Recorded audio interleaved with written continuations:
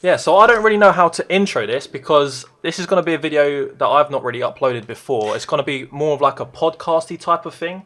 So yesterday I uploaded a video where basically it was titled "Why is everyone crying about FIFA?" Now I've got someone on the gate in the call in this video who takes basically the opposite side of my opinion, but at the same time we also agree on a lot of stuff. So I think it's going to be a really good video and a good watch, but it's more of something that you listen to. So if you fancy playing FIFA or doing something in the background, feel free. But welcome to Mav. How you doing? I'm doing good, mate. I'm doing good. Just open your weekend league rewards, I imagine. I have, and it didn't last very long. I normally like to stream for 5 hours, and today's stream lasted an hour. I'll let the viewers or listeners or however you want to describe it, let that paint the picture for them. But I Yeah. was an hour long instead of five. Okay. So that's we'll get to that when we get to it. But what we are going to be speaking today about is the current stage of FIFA 20. You know what people complain about at the moment, and also what we want to see in FIFA 21 and how we can overcome the issues and what issues there are in FIFA 20. So I've got a few notes written down, but as I said before we start recording, I want this just to be as natural as possible. We haven't prepared either sides of our opinions. It's just going to come naturally, and I think it's going to create a better like viewing experience and just be better to listen to. So I think, where do you want to start on gameplay, or do you want to start on menu content? Like, is there anything that you think is best to start with? Quite frankly, no, because I think, like I said, it's going to be a good video in terms of there is just honestly so much to talk about when it comes to this FIFA, positive and negative. I mean, don't get me wrong, I speak negatively quite a lot, but I'd also be lying if I said there wasn't any negatives. So I mean, I think that's where I sit in compared to you. Sorry, that is where I sit. Like, yeah. I look at the positives because I took such a big break from FIFA. So for me, the amount of content that's in the game is amazing. The reward system, I'm like you do get good rewards, but the problem is the pack weight is different now to the pack weight that it used to be, and we'll get into that when we get into it. I personally understand why the pack weight is like that. And it's so hard to talk about, man, because everyone is so sensitive on this subject. So what should we start? We're going to start with then. Let's just talk about yesterday. I think that's a good place to start with, and then we'll just go into whatever follows that. So yesterday, everybody expected an ultimate team of the season SBC, right? So I'm actually going to get it up on my screen, and what we got instead was a deluxe SBC, which is basically a diluted version of the Ultimate Team of the Season. Ultimate Team of the Season is all the best ones picked out from each league and put into the main one. It's 20 players. If you get a really bad player, you're still getting, well, actually, there are still a few bad ones, Hummels and some goalkeepers. But if you get a mid-tier player, you're gonna, it's gonna be worth 200,000 or 300,000 coins. So everyone wants an Ultimate Team of the Season SBC. Now the deluxe one, it's chucked everything in there, and obviously, most people, I'd say a good 80-90% of people are going to probably come under break even or just about break even. Only about 10%, if that, 5%, who knows what the numbers are going to get a player worth 1,000,000 coins, a Ronaldo, a De Bruyne, a big player out of the deluxe team of the season. So people are frustrated, and I want to know where you stand on this before we start speaking. For me, I think it's absolutely abysmal. I think it's shocking behaviour from a company that have displayed quite clearly that they do not care about their consumer base with this decision. For me, I can understand them maybe doing this if it was a case of where it would make sense is if on Tuesday, for example, they gave us this deluxe, then on Wednesday they gave us the ultimate, and then on Friday, Saturday, they gave us another deluxe. And they went, you know what, community, we're going to give you a little bit more. Yes, the deluxe is watered down. And yes, the deluxe gives you a very low chance of getting something good. But you do still have a chance. However, it's on top of what you normally expect in terms of, as you said, that ultimate pack where, although you can get some bad players, you have got a massive chance of genuinely getting a player that you want. And at the end of the day, we are at the end of the FIFA cycle. Whichever way you want to look at it, there's no way of saying this is a point where FIFA is hot and buzzing and really, really strong after this week. And that is it. So for me, it's just the real lack of care for the community in the fact that we now don't have a strong shot at a player that we want to play with. Because if you look at 80% of people's teams right now, they are end game teams with players that do not get replaced from any player from this deluxe, unless you pack an ultimate team of the season player. Yeah, I agree with you there. Like, and I think just to also add to that, what I personally don't like about the deluxe team of the season, because I feel like after my last video, it looks like I'm just completely for EA and everything they do. What I don't like about it is, obviously it's every league, right? And most people need a specific league or a specific nationality. Whereas if you get an ultimate team of the season, you'll build or change your team just to kind of fit them in. But if you get a mediocre player in the the deluxe, you're not going to change your team. So that's why I don't like it as well. It's just too broad, and you're getting them untradeable, so you can't do anything with them. You can only chuck them into another SBC, which they will bring out, and they will make you chuck them into another SBC. So I do agree with quite a lot of what you've just said there. One thing I'd like to add, though, is that we haven't got any information to say that we're not going to get an ultimate team this season. And that's something that I noticed with the community, right? Is that we will expect something because of a schedule that's been repeating over the the last few weeks, or maybe something happened at a specific time last year, and then it comes around, or that time it comes around and it doesn't get released, and everyone jumps on them. Why haven't you done this? Why haven't you done that? And we don't actually know yet if we're going to get an ultimate team of the season thing. It might come next week, because if you don't know, we're going to get the ultimate team of the season in our picks next week as well. So this weekend, everyone thought it'd be last weekend was the last one. I think this one is probably going to be the last one that most people play. So yeah, that's where I stand on the deluxe team of the season. For me though, that boils down to communication then, because I 100% agree. If they are, like you said, if they've gone right, you're not getting an ultimate this week, you're going to get it next week, because like you said, we're running ultimate again, and next week you'll get your last chance to get an ultimate player, right? Yeah. That comes down to communication then. If they don't want to completely give away what they're doing, at least when they see the community in turmoil, or even before that, be preventative and stop this from happening by saying, guys, just FYI, we're going to do guarantees a little bit different, but don't worry, you're going to like it. A tweet like that, something like that makes people go, okay, so they might not follow the current schedule, but they've obviously got something in mind, so that they don't tell us what we're getting and how it's being structured. It's that Twitter account, isn't it? They are just saying, the new account. We're doing it a bit different, right? This time around, just be aware that we're doing it a bit different. And that's all it would take. It's just that it's not even a lot of communication, just that little bit of communication. And something I've just thought of that to add to that, I feel like there are so many traders in this game, and I'm also a trader, but there are people that literally just play this game to trade.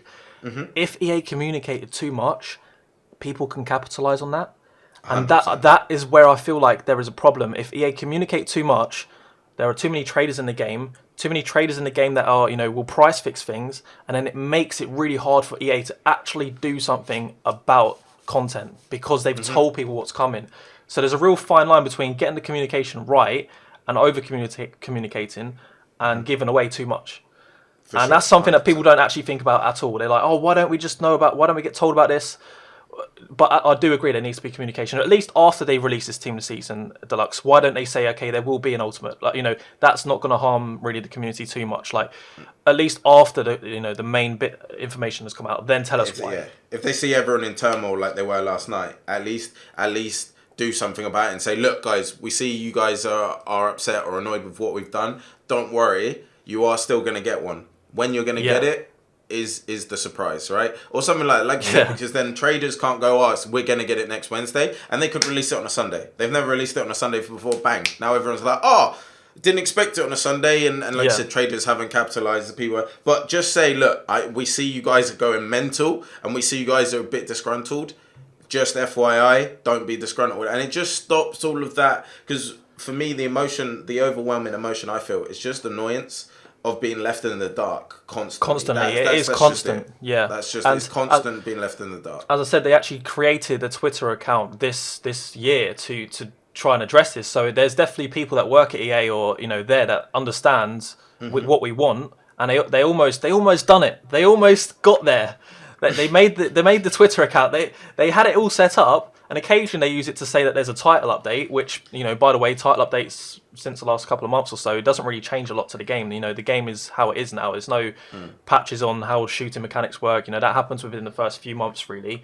So the title updates are pretty irrelevant now. Well, obviously they're relevant all the time, but the amount of difference they make is very small. So we don't really, it's nice to know those things, but we want to know this. We want to know when the Ultimate Team of the Season pack is, because, as you said, it's such a big event. It's at the end of the game, and I think we can kind of use that to kind of talk about end game cards.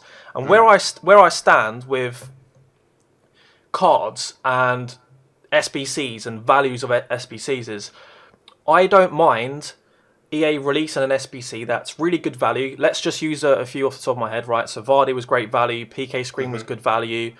More recently, at the start of Team of the Season in the Bundesliga, we had Witsel, and that for me that stood out as quite. I done Witsel. I haven't used him. I think I've used him as a sub, right? I done him. Modric. So I thought that's Modric is a Modric. value. Oh yeah, I've got him in my squad. That's the Team of the Season card that would be worth at least how much he is as an untradeable.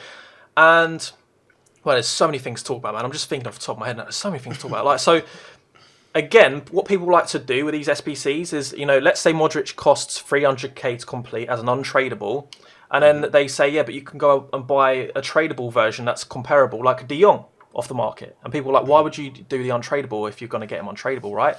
But the answer to that is, we right now have more fodder and more untradeable things in our club that are high rated from red picks, from season progress. We get packs all the time, and we might not get high rated stuff, but we've got so much fodder that we can actually complete SBCs, and the total price of an SBC is never that. No one outright pays for an SBC anymore. It's very rare. You have to have a really gutted club to be paying for an SBC, the full whack. Or just literally love the card to the point that you're like, I have to get this. I have to get it now to play this weekend. Yeah, exactly.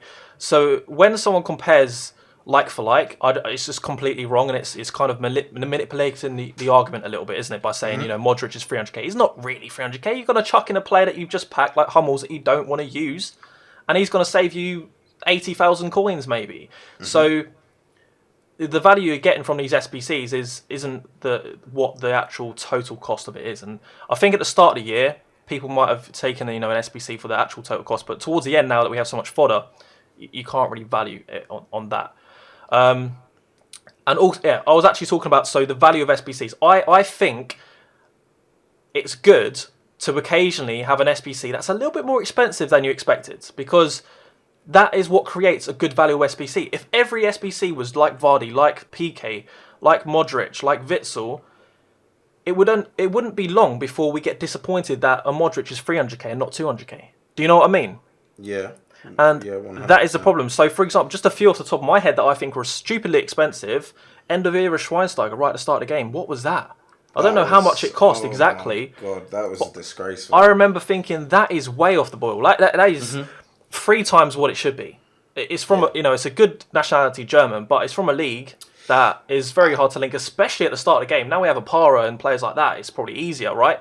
But that was way off. But I mean, if we're going to talk of rip-offs, let's talk about Player of the Month this year.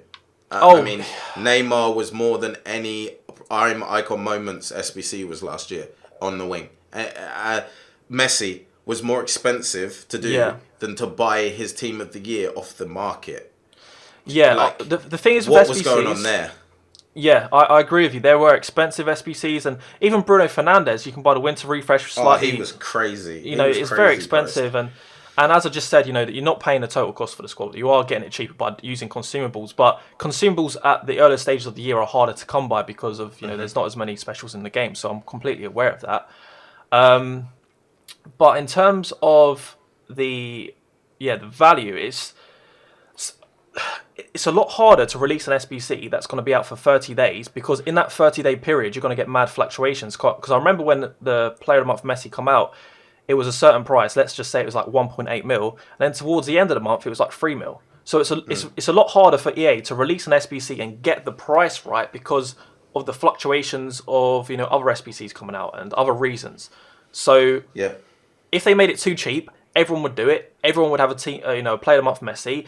And the argument would then switch to, everyone's got God Squads so early on. So it's like, there is a point where it's like, what can EA do? There is a real fine line between getting things right when it comes to SBCs and how much you're paying for it. Yeah. Do you agree on that? 100%. I think with SBCs, they're, like you said, they're fighting a very, very tough battle, because is that Schweinsteiger value for the moment he was in? No. Is he a bit more value now towards the end of the game? Yes, but he's still way too expensive. And it's the case of, like you said, in the moment, was he worth it? No, there's so many SBCs, and I'm going to struggle to think of exact player examples here, that at the time you go, what is the point of this card? And then in 2 months' time, they bring out 2 other players that you go, oh, I really wish I did that player there. Yeah, you know? okay, Gomez. Alphonso Davies is a great example as well. Road to the final Gomez. Alphonso Davies, because they brought out a flashback Boateng and a moment's Kimmich. And you went, oh, I could have really done with that Davies, actually, at left back to put the triangle there. And that's the thing with SBCs is they really play on the FOMO situation with people, which you go, oh, yeah, I do this can't just use in this case card right now, but just in case they do bring out this, they do bring out that, or I do go this league or that league, you kind of go, oh, should I do it? That is the fun of Ultimate Team, though, isn't it? You're not sure. Fun, yeah. You're not sure, and you are building your team, and you've got to think, okay, I've got a full Bundesliga team. Do I need this Premier League player? Okay, he's Brazilian. I like Brazilians. I usually buy Neymar at some point in the game. Okay, I'll complete this SBC. That's part of the struggle that everybody has. That you're trying to fit players into your team. Which ones are going to be useful? Which ones are not? Because in terms of players, as far as it goes, most content creators will come under the class of hardcore players. You certainly are, because you play the game, I think, well, more than me. You play, I think you've played excessively. Yeah, you played, I think, every single weekend league. Maybe you missed 1 or 2, right? I've played every single one. And there you go. And I think some weekends you might play 2 because you've got 2 accounts, and there are a lot of other content creators that do the same. Mm-hmm. So when we come to form an opinion of value of things and all of this, we're looking at it from more of a hardcore perspective. Very. And something we don't speak about enough is like what a certain player means to someone. Kind of like the same as like an icon. Like how many people will still buy Pele because they're like, I really just want to use Pele in this game. And it's the same. Like that's why Premier League players are much more expensive, because they know that more people that watch the Premier League, and also they're easier to tie into the chemistry. Yeah. But it's the most watched league in the world, so it's always going to be the most favoured in Ultimate Team. And if the reason why I'm all for an expensive team is because I want my opponents, I want my enemies that I'm coming up against in Weekend League to spend all their coins on something as much as possible. Because I don't want them to complete every SBC. I don't want to come up against these God Squads really early on in the game. And again, let's talk about like God Squads and just how that can kill off a game. Because again, we want the Ultimate Team this season. I know this is going to be one player, and it's not going to completely transform things. But the upgrade packs from the start of this Team of the Season period to the end, teams have just gone like on a mad one. Bro, it's mad. I said it on my stream. Start of Team of the Season, I had a team that everybody would come in and say, your team is rubbish for this point of FIFA. Considering how much you've played as well. Considering how much I've played. 2 weeks into Team of the Season, I had a end game team. Yeah. Right? And that, like you said, that was down to reds, that was down to upgrade packs, and that was down to just a bit of luck going my way. I mean, I got 99 Messi twice. Yeah, that's ridiculous, yeah. And obviously that is luck based, but it does get to the point, or it has got to the point where I go into Weekend League now, and I'm someone that, like I said, I'm hardcore, and I play the game 10 hours a day. Most days, obviously less now because there's less to do, but during the peak of the game, I play 12 hours a day without fail, right? Yeah. And I am out teamed in 70% of my Weekend League games. What, right now? Right now. Yeah. And I've got an end game God team, and I'm still out teamed in 70% of my Weekend League games. Mm-hmm. And a lot of these people, and I'm not disrespecting where people finish, because for me, if you can finish gold or anywhere, you are a good FIFA player in my opinion. I think a lot of people, which is a different point, which we're not going to talk about, but I think a lot of people disrespect themselves and where they finish in terms of we can talk about that, because they see so many content creators finish high, which is not the norm, and they see that as the norm, but it's not the norm. But they're gold 3, gold 2 players, and I'm an elite 3, elite 2 level player, and they're out teaming me, and this is due to especially when you get to the end, especially when you get to your end games. Mm-hmm. Even just playing division rivals in like Division 5 or 6, like you're getting out teamed. So many teams I'm out teamed in terms of they've got lucky in icon packs or what have you. They've got mid R9, they've got mid Hullet and stuff like that, and at the end of the day, they are out teaming you, being a worse player than you. But for me. And again, I don't know where you stand on this, but for me during Team of the Season, I do not mind that, right? I'm okay with it because it's towards the end of the game cycle, and I think just allow everyone to have fun and allow everyone to play with God Squads and cards that they've wanted to play with all year. But This would be for me. This would be an issue if it was start to mid game, where if everyone's having god squads. But then I believe that ratings are too high. I think they need to scale ratings down In the early stages of the game. In any stage of FIFA. I think ratings are way too high. We hit that cap too early, right? Is that what you're saying? I think having 98 rated players, 97 rated players, 94 rated players as a norm is too high. I think, and because it leads to, we'll end up going on to gameplay, but it leads to what is quite frankly nonsensical and shambolic gameplay, because you've got all of these cards with all of these stats that don't play to those stats. Yeah. You know, they've got 99 stats and they just don't achieve what golds and silvers and bronzes used to achieve in previous FIFAs, and you start questioning, why is my card not doing this? And it just, you get into this whole cycle that is just nonsense and not a good space to be in, to think about, and it just creates annoyance that doesn't need to be there, toxicity that doesn't need to be there. I just think that we've got far too used to 99 stats and players have 99 this and 99 that, and I think every player's being compared. Every player's being compared to the other player. Why is this player this rating if that player's that rating? And obviously it's to do with the timing of the year that a player is released. You know, if this Modric was released 3 months ago, then there's no way that he would be 96 rated, because, you know, it's a team of the season card. It's to do with this era. Yeah, I totally agree there with you on that. Yeah, in terms of also, just talking about, I know you spoke about it briefly, hardcore players in Weekend League. I feel like when Weekend League first come out, everyone was playing it because it was a new game mode, it was ranked. Everyone wanted to see, hey, look, if I finish Silver 1, I'm happy with those rewards, because first of all, the pack weight was different then, the rewards meant a bit more, and it was new. It was a new game mode, and now people know that it's a very, very tough game mode. There's a lot more pros, a lot more people watching pros that are better at the game. People have got better, and it's just, if Rivals is too challenging for you, there's no way you want to get into Weekend League. There's no way. You know, 10 games in and you're thinking, bloody hell, how have I matched up against this guy? See, and this is the elo system. I don't know. I think we're looking at that from a hardcore perspective, because obviously no disrespect to you, or not. It's not even disrespect, but you're a good player. You finish Elite 2 as well. You can finish Elite 3, right? You're a very very good player. So you're coming from someone that does get to a plus 10 elo, you know, a plus 9 elo. So you get into your 10th and 11th game and you're struggling, but what I've actually quite found is the opposite, and when you think about it, it's craziness. Weekend League is the only casual game mode in FIFA right now. As in, like, at the start of the first 10 games are the only ones that are random. Is that what you're saying? No, Weekend League is the only casual game mode in that most people only play Weekend League. So most people don't play Rivals, they don't play Draft anymore, they don't play friendlies. So their version of, I'm just gonna go play some FIFA, is Friday, Saturday, Sunday in the Weekend League. Yeah. Weekend League is meant to be the competitive game mode that people play to achieve a rank to go to pro events, right? Let's not get it twisted. Weekend League wasn't invented to play for rewards. It's got rewards in it, but the main purpose of Weekend League is meant to be the most competitive game mode. And currently, it is the only casual game mode, which is crazy, because in my stream, I have everyone say, I don't play FIFA other than Weekend League. That's what 90% of my stream I think it's because say. What's the point? Exactly. There's nothing else to play.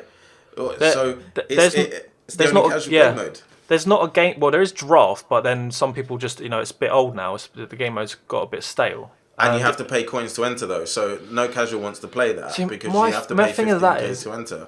Even if you win one game and then you get your rewards, you can sell your stuff for 15k on average. That's my approach to it. I think what most people think is they've got a non-rare gold, so I'm just going to quick sell him. If you had a look, he's probably worth 1,000 coins, 2,000 coins sometimes. If you actually did that with every card and sold everything, you would be able to get your money back. But you have to understand that to be able to do that. You do. Which sounds crazy, but you have to understand that. How many people casually don't understand that? Like you said, you understand that if you get a silver from Paderborn, for example, that's profit. You know he's 15k, right? Yeah. But do you know how many people won't know that? They'll get Paderborn silvers and discard them because they're like, silver from Bundesliga, I don't need it, right? And they discard it. And that is the problem with that, is that we only know that because we are bangouts and we are hardcores, and we know that cards again, we know that, let's say Ultimate Screen is going to come out. We know that. And we know that this player from this team is probably going to be used to link in SBC. So we go, right, I'm not going to sell him right now that he's going for I just compare the market. I'm going to sell him when he's going for 4.5k. But yeah. It takes a certain level of knowledge and understanding of the game to know that. So again, it's for casuals. It's just a little bit. I don't know. Let's talk about that because I feel that there are, as we said, you play every weekend league and you don't really know a ton about trading. You know what it is. You know how it works, but you're not really interested. You don't want to spend your time trading. You just want to play this game, get your rewards, get rewarded for it, where you finish, and that's that. And there are a lot of people missing out on a lot in this game because they haven't bothered looking into bronze pack method or whatever. I know it's pretty weird. It's like 400 coins a pack. It's how could you can research bronze pack method. It's a way to make coins, to do things, to do League SBC, and again doing League SBCs. Other just trading as a whole and just having any kind of market knowledge.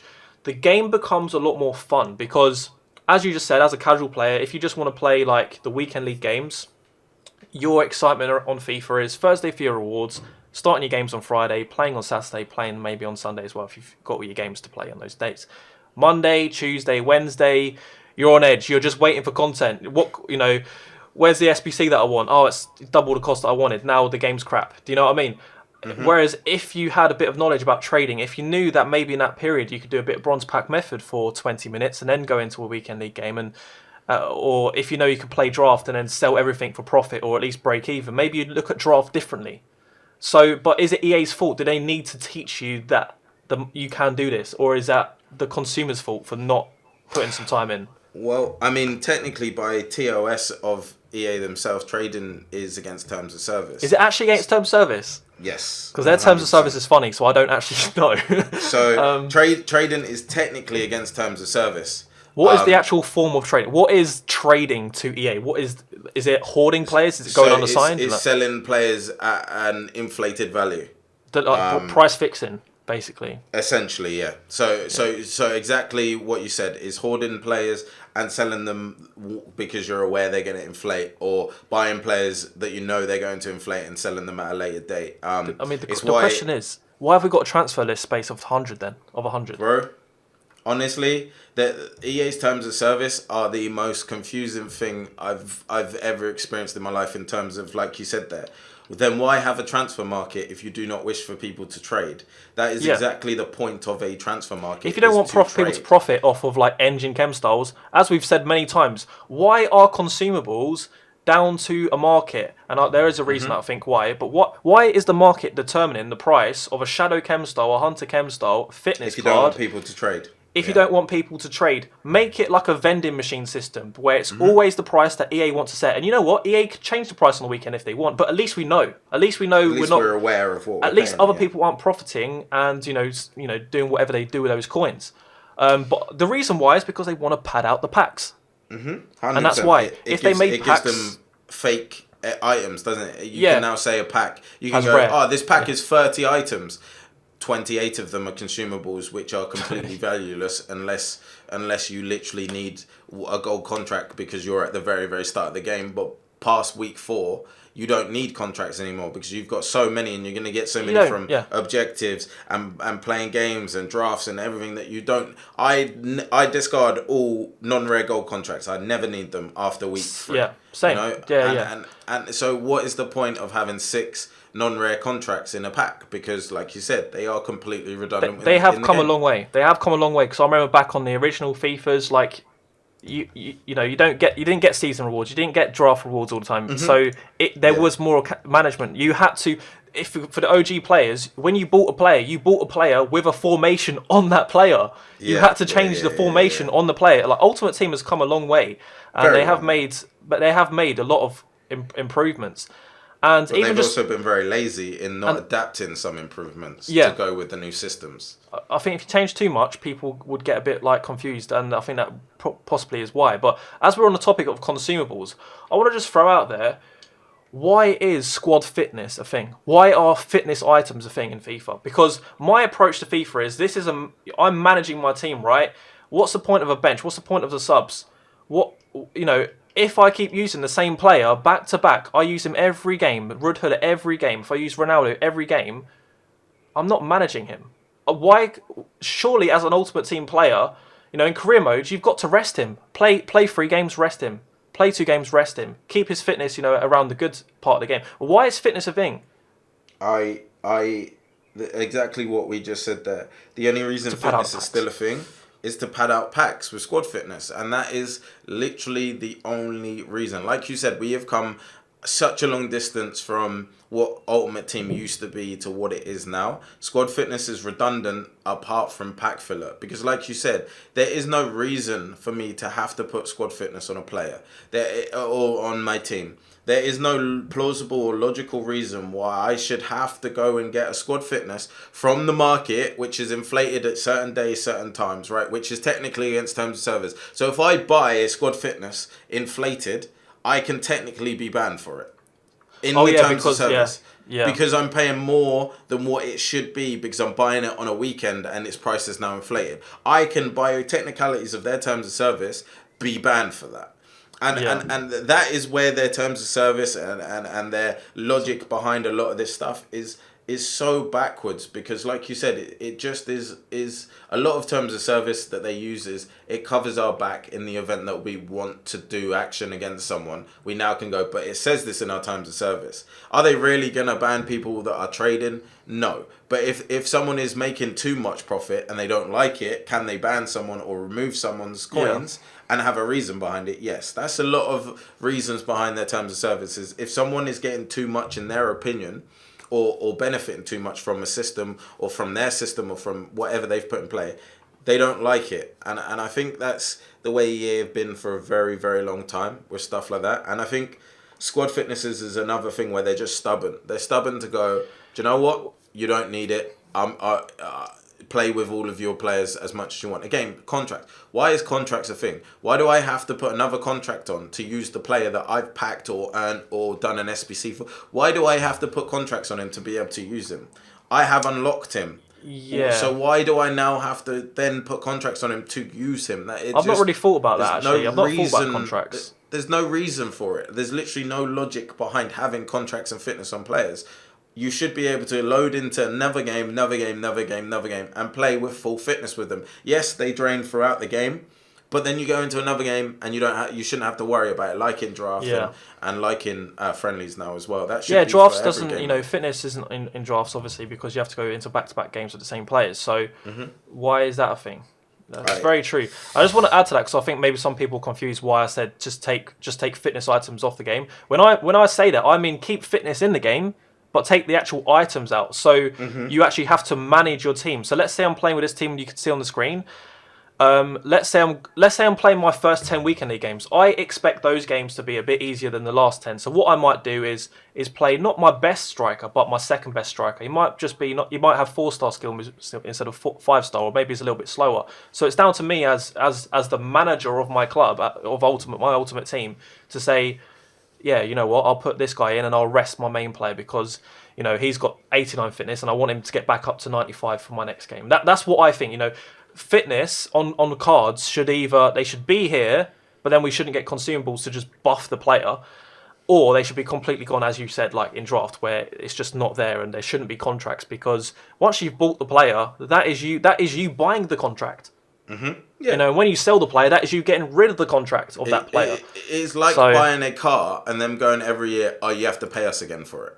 Why? So you can use it. But I've already bought it, like why am I paying again to use it? I haven't hired it. I bought it. It's just such a weird concept to buy something and then have to pay to keep using it, even though you bought it or unlocked it or earned it. Yeah, I agree. So let's move on to things now where EA can really improve things, where we understand that there's something here. There's really good potential, but they're just not implementing it right. So let's come to Division Rivals. Okay, now there's a few things like, why is it so hard for someone in Division 5 or below to first of all qualify for Weekend League when they're going to struggle to get points and then re-qualify? Like, I kind of understand when they originally first come up with that idea, they didn't just want any old person to enter because then people would get free wins and then the rewards would be like skewed because everyone would get really good rewards even though they're not as good. I understand that, but at this point of the game now, especially after people relegate themselves, it's very hard to requalify if you miss that qualification, isn't it? But also with rivals, the main thing for me is objectives. Completing objectives in division rivals.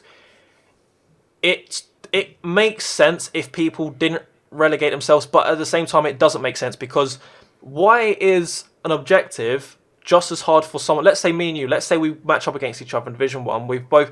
It's going to be really hard for you to score against me with a low-driven shot or a chip shot if I know you're trying to complete that challenge. But then, if you take people in Division 5, two people that are genuinely Division 5 players or Division 10 players, they're just going to be, they can do whatever they want. They don't know how to defend against certain things, but we know how to block things out of the game. We know, okay, he's got a full League One team. He's doing that challenge. So I'm going to stop him from scoring a cross here. I'm going to, completing the Future Stars challenges with Oceanman. Okay, how are you going to score a header when they've completely nerfed headers for this game? Because that's also a thing I want to talk about, crossing that.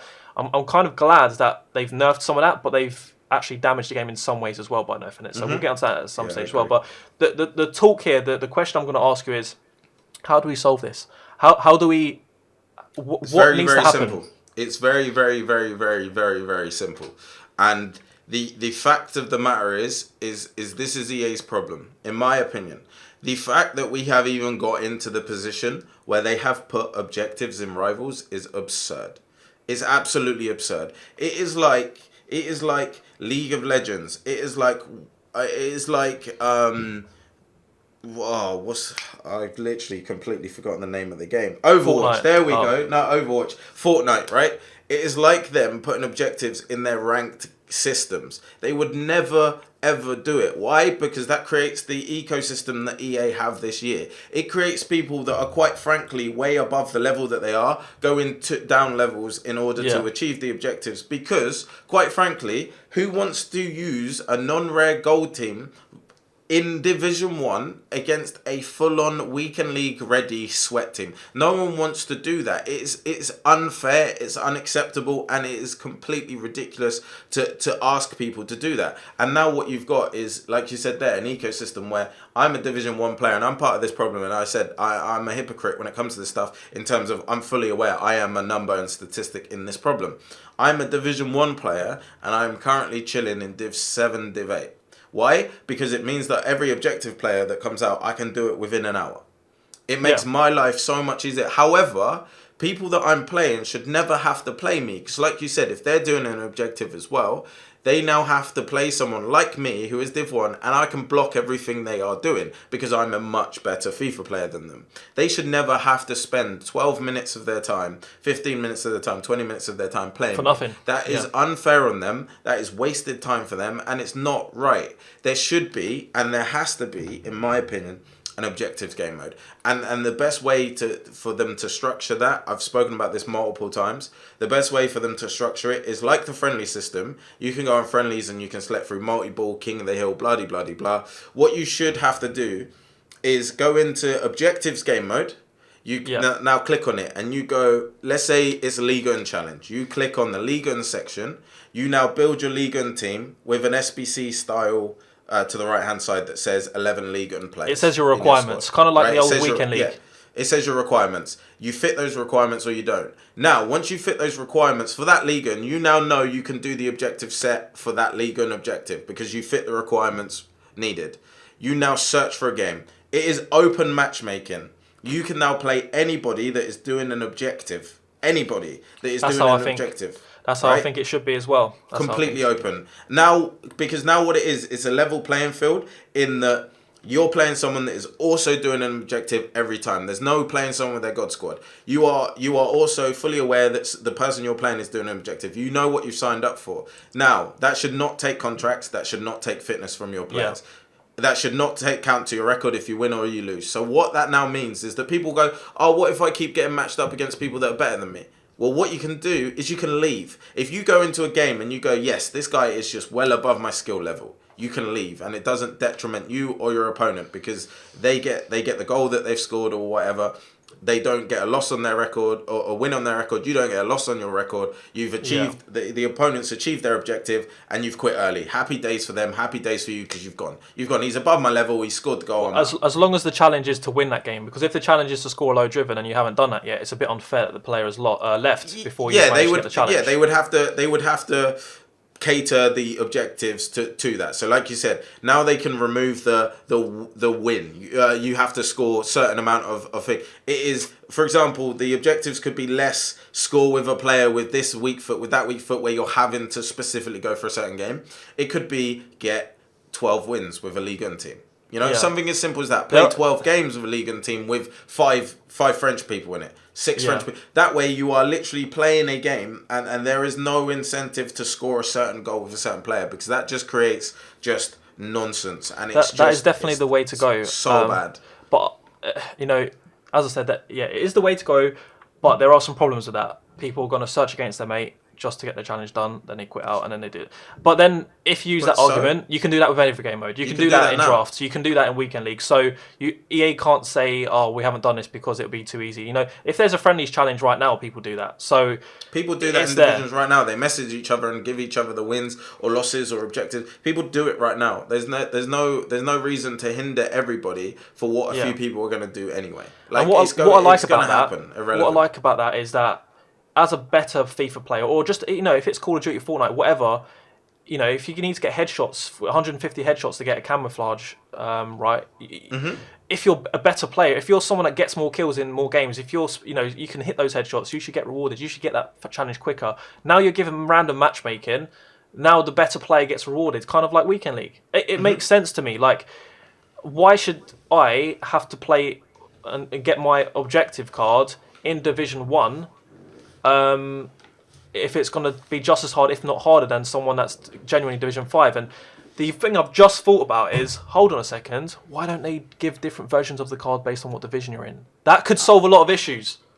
That's a good one. I've just thought of that. That's something I spoke about on a podcast yesterday, actually, and it was Nep that would stop people doing it. The theory is that we could have a separate objective game mode, right? But what you're talking about here would be giving people a reason to then play Rivals. Because what a lot of people say is, but then no one would play Rivals. All that would mean is that Rivals points aren't inflated by the fact that people were on 45,000 points because they've played 17 million games that week trying to do objectives. Yeah. So Rivals would be where it should be. People wouldn't de-rank because there's no reason to de-rank. There are definitely times in the week where I think Rivals make sense. I'm like, you know what? I want to play someone who's going to push me and I can use my good team against. Practice with your team for Weekend League. Just get better at the game. Improve as a player. That's what Rivals should be used for right now. But when you see 45,000 Division Rivals points and you're 20k away, you think, you know what? I'll leave it. I'll just wait till tomorrow to play my Weekend League games. Like, what's the point? Like, what's the point in having to play an extra 60, 70 games just to get to tier 2? You know, because people are inflating it by doing. But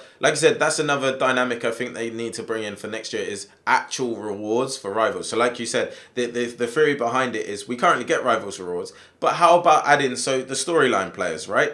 That was a great idea this year, executed poorly in my opinion. So but how about you? So Zaha, Politano, players like that, right? So why doesn't everyone get a Zaha that month, right? You can see it. You can see it in Rivals monthly. If you get a certain monthly skill rating or what have you, at the end of the month, or points or rank points, rival points, however you want to put it, by the end of that month, if you're in Div 1, you get a 92 Zaha. Div 2, you get a 91. Div 3, you get a 90. Yeah. So on and so forth. So like you said, you are rewarded with a Zaha. So everyone gets a Zaha, which is 5-star skill moves, 3-star weak foot. However, people who are better at the game, like you said in COD, that can hit headshots, get a slightly better version. We're not talking crazy different, but we are talking a difference that gives you value for one or your two ability. Stats. We're talking 94 pace versus 93 pace. Exactly. Like very marginal. Exactly.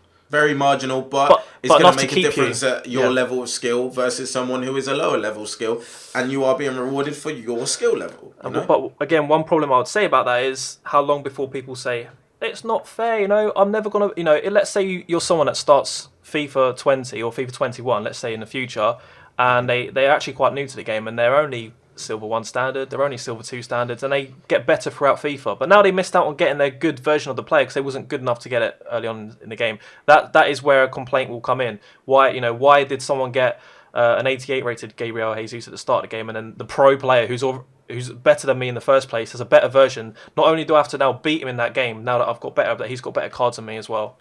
So that is where the issue lies, isn't it? When I go on a website to try and buy tickets to a concert I've wanted to go to, why did I not get the tickets because people got there in there before me? You know, like I'm in there with you. I agree with you, but I'm just thinking, how does EA implement this without people complaining and pissing people off? They can't, because people will complain for any reason that is viable for them. But at the end of the day, I don't go on COD and complain that people and Fortnite and complain that people have skins and stuff that I couldn't get because I didn't have the game, because you weren't on it, because you didn't miss the season, or I missed the window. You know, that is just how life crumbles. You know, that is how life works. You can't complain that I didn't have a chance, because you didn't have the game, and whatever reasons, whatever circumstances that is the situation. And you just have agree. to accept it.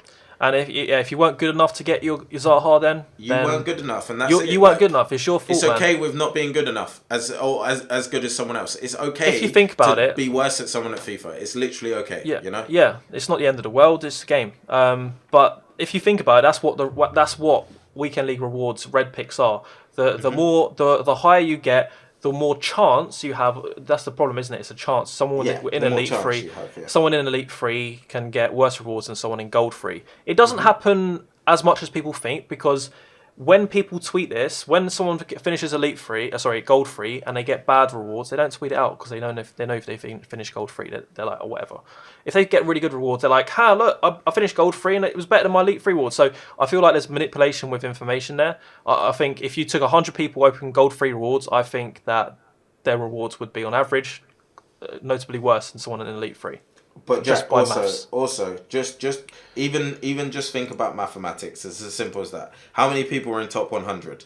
It says it on its name. There's 100 people. Yeah. So free if consoles, you were to free take platforms, 100 Gold 3 finishers and 100 top 100s, who would get the best reds across of that? It would be the top 100 guys every time. Now, 100%. Now, if you take Twitter and streams, my stream as an example, on stream I open exactly one top 100 reward sometimes, right? Mm-hmm. Now on my stream I open 20 to 30 to 40 gold free people. Am I going to end that stream having potentially got a better player for someone in gold 3 than the top 100 guy? Of course, I had 40 chances times 2. I had 80 chances at getting a better player. Yeah. Of course, mathematically, I'm going to come out of that stream and go, the gold 3 guy got the best player. Yeah, they're cracked, you're on the red list and all that. Of course, you're basing 1,000 different chances versus 100. That is literally like saying that Crouch has a better goal ratio for England than Wayne Rooney. Yeah, because he played less games. Of course, he's got a better ratio and a better. Manipulating numbers. It's ratios and it's chances. Like, of course, you see more gold free people get better players. There is thousands of them. There is only 100 top 100 guys, and that is it. There is no more than 100. There is never more than 100. It is literally 100 every week. So of course you're going to see more gold free guys, or you're more likely to see a gold free guy get a good red, because there is generally hundreds of thousands more chances. Like, it's just obvious that that's going to be the case. Whilst we're on that topic, what do you think needs to happen with the structure of weekend league rewards, and are you happy with the amount of games that need to be played? And everything about it. What's wrong with the weekend league right now? I'm a psycho in that I think 30 games is too less for weekend league. Yeah, you're a psycho. You're a psycho. I think and this is where the brutal truth comes in. Weekend league is not for casuals. And that's as simple as it is. Here's the other thing about Weekend League is people think if I play Weekend League, I have to play 30 games. You don't. Just play 15. And if you finish gold 3 out of those 15, you're still a good player. You're still going to get good rewards for the amount of time you put in. So the purpose of Weekend League, and this is where FIFA is, and this is on EA. This isn't on people that play. This is literally solely on EA. The purpose of Weekend League is not to play for rewards, right? If you are playing Weekend League for that purpose and that purpose only, you are not playing Weekend League for the right reason. And this is where it's, some people will understand what I'm saying and some people won't. if you are playing solely for rewards and you go, oh, I don't want to play 40 games because that's too much and I don't get rewarded for my time, don't play it then. Like, yeah, you have the argument, but oh, I could trade and then whatever, you'll get more coins. I do agree, EA need to give casuals more stuff to do then. Because currently, like I said, the only game mode people have to play, because of the structure they've got of all the other game modes, is Weekend League. However, that shouldn't be the case. Weekend League is literally and quite solely meant to be the competitive game mode for people that want to qualify for events. That is the main purpose of Weekend League. That was originally what it was set up as. That's what it's set up for. Therefore, you should only be playing Weekend League as a view to becoming a pro player. And I know obviously everyone doesn't, but that is what the purpose of that game mode is, right? That is its sole purpose technically. However, what we've got is people playing it casually and playing it to go, oh, I'm only playing for rewards. Well, then you shouldn't technically be playing Weekend League. And 30 games is too little. It's too easy to manipulate for these guys. And get into top 100 and get verified when they shouldn't be able to. 40 games is harder to manipulate and harder to achieve because it goes... do I think it's over too short of a period? Yes. But 40 games is better in terms of actually finding people that deserve to be in the top 100, which is I think now more than ever, because there's so many people playing the game that, you know, you see the leaderboards on Xbox and PlayStation, and the top 100 is what, like at least 50 people or 30 people that are getting 30-0? Bro, PlayStation had 200 people hit 30-0 a couple of weeks ago. That is actually ridiculous. 200 people hit 30-0 a couple of weeks ago on PlayStation. That is ridiculous, man. Just think about that. You should never have more than 10 people hit 30-0. You should never. You literally should never have more than 10 people go flawless. That is crazy to think of. If you think about the numbers and how the matchmaking works, if there are so many people playing on Xbox and PlayStation, it does make sense of how people get to 30-0 because, you know, with millions of people playing the game, if let's say you start and it's no one's played any games, so you're playing someone that's played no games, you play no games. One person wins, one person loses. That person that's lost then plays someone else that's lost, and the person that won plays someone that's won. Now, because there's so many people, it probably gets to this is how matchmaking should work. You should get matched up against someone of your very close elo. So someone that's got 25 wins and no losses, you should be playing people that are 25 wins and no losses, or 25-1, or 25-2 at the absolute most. But what I'm seeing on the leaderboards, or at least from other people's videos, is that people that are going 30-0 towards the late stages of the game are playing people that are in between gold 3 and gold 1, and it's just how are you getting those matchmakers? Someone who was 22-0 played someone who was 13-9. That is at 22-0, they played someone 13-9. How? Do you know what I mean? How have they done that? And this is where Weekend League has become very redundant because it's been played for the wrong reasons. However, like I said, and I will stick by it, this is EA's fault because it's not giving casuals a reason to go play somewhere else. There is nowhere else to get the rewards that you seek. There is nowhere else to try and get the improvements in your team that you want. And that is on EA. That is not on the guys playing Weekend League for the wrong reasons. So don't get it twisted. I get why people play Weekend League, and I don't blame anyone for playing Weekend League. However, I blame EA for not giving us other areas to achieve what we're achieving from Weekend League, you know? Why is there not casual game modes where you can achieve the same rewards you can from Gold 3, where a lot of people are playing 30 games to get to? That's too much. You shouldn't have to play 30 games to get the rewards which are from from Gold 3. Quite frankly, you are playing too many games to achieve awards that are not worth 30 games. Right?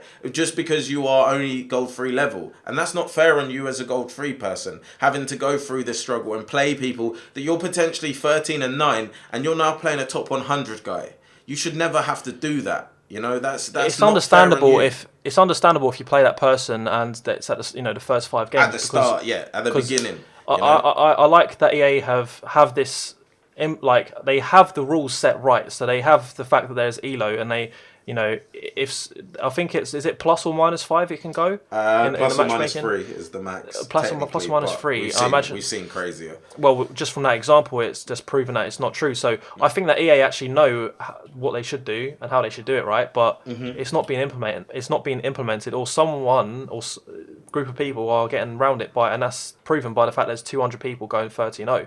Now, just to give you an example, I know it's kind of like it's a laughable situation because I play FIFA on PC, but the system is so much better because I'm going to get you an example up on the screen right now. So before I actually show you, right, the Elite 3 and Elite 2 rewards is of what, 20 or 30k difference in rewards, in 30k coins? difference, yeah. Dumb, right? So there should be an extra pack, a 100k pack or something, or 50k pack at the very least. And then Elite 1 is, you know, so many rewards. And then from Elite 1, 27 wins, it's the same as getting 28 or 29 wins because there are so many people getting 30-0 on Xbox and PlayStation, right? Now, on PC, I'm going to go to the top 100 of last weekend, and there are people that got 30-0. There's 4 people that got 30-0. Next down is 29. Now, let's go down to 28 wins. The person that got 28 wins is number 14 in the world. So these rewards, for people getting top 100 rewards, are about what I imagined is what EA wanted when they created these rewards. There's actually a difference between someone finishing Elite 2, Elite 1, 28, and 29 wins because of top 100. So if I go right down to the bottom at we're at 27 already, which is Elite 1. So if you get 27 wins, you're either going to get the Elite 1 rewards, but you're also going to get, most likely, a top 100 reward. So let me get the top 100 rewards. Let's get 76 to 100, right? These rewards are better than Elite 1 rewards by a little bit, I think. Let me just check. Yeah, one more player pick, which is actually quite a bit. It's one player pick. But then if you go to 51 to 75, then you're getting an extra 100k pack. And this is how the actual layout and the spacing of where people finish should be. Yeah. And the reason why is because there's about 1/10 of the people playing on PC compared to Xbox and PlayStation. But then if you combine Xbox and PlayStation and put it versus PC, it's like 1/20th. It's like 5% of the whole player base is PC, probably less. So that's just an example of what I think, you know, this is how it should be in terms of the rewards. How it should be, in my opinion, with how it works on, like I said, I think PC or what you explained there is closer to what they had in mind. Now, and that's become too popular. In theory, that's what they wanted, but in practicality, like I said, there were 200 people who got or technically should have got top 100. Now, only 100 of them were able to receive top 100 rewards. That doesn't make sense. That is backwards. They need to make new rewards between Elite 1 and top 100. For me, the way it should work is once you reach Elite, I think every different win should have different rewards. So 24, 25, 26, 27, 28, 29, 30. So if you get 30, I think top 100 needs to get scrapped. I think it's 30-0 gets this, right? And now it is a case of people that can get 30 wins, so that's winning all of your games, get this reward. Because what you had is you had 100 people winning every single game and receiving 3 less team of the seasons than they should have, right? Yeah. And what was hundreds of thousands of coins difference, sometimes millions of coins difference. That doesn't make sense, and that is backward. However, if you got a certain amount of rewards for finishing 30, you now know every week, if you get 30-0, you get this chance at this. And whether that be the 11-player pack for everyone that gets 30-0, I don't think anyone would be upset with that. You've won every game you've played that weekend. You deserve that, right? As much as the person that finished first does. Because what it boils down to, realistically, is people that know how to manipulate the system who finish first. Are they necessarily the best player in the world? No. But did they play their games at the right time against the right people to get the right skill rating? You know, towards the end of the week or whatever. So what's the difference between them in number 1 and the guy that finished in 100th spot? Because is there a skill difference? No. Is there a difference in when they can play, where they can play, how they can play? Yes. That doesn't make sense. So it needs to be, like you said, a very more stringent, if you get 30, you get this. And every week, now I know if I get 30, I get this. And every person that can get 30 gets this. Every person that gets 29 gets less. Every person that gets 28 gets less. Every person that's 27 gets less. Therefore, you are genuinely rewarded for where you finish and how many wins you get. People that are in the top 100, ultimately speaking, they actually need obviously they need the players. They need to get top 100 rewards to stay competitive with their opponents. But they are people that have already invested in the game to the point where they've now got the players that they need to be. And the only reason they need to complete and be top 100 is so that they get the same rewards and just keep up with the Joneses, basically, and just stay level with the other opponents staying in the top 100. So absolutely, but again, with the other system, if you were getting 28 wins, you get the same as someone else that gets 28. So like I said, the gap doesn't increase too much between. Yeah, that's. I think and again, right. a guy that gets 29, the gap between him and someone who happens to get one more win that week doesn't become 6 million coins. You know, it doesn't become 5 million coins, 3 million coins, 2 million coins a week. It becomes whatever the difference you decide between the two finishes, and like you said, you can close that gap by getting that extra win, by improving to get that extra win, and so on and so forth. And it's the fairest system for everybody once you reach elite and above, because elite and above is where FIFA changes for me. If you can win 23 wins out of 30, you are a level of FIFA player that is very, very different to anyone in gold.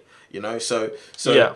that's where it starts to ramp up, and that's where you should see a divide in abilities. And again, someone who can on PC, for example, or Xbox, right? Someone who can get 27 wins, right, is very different from someone who can get 29.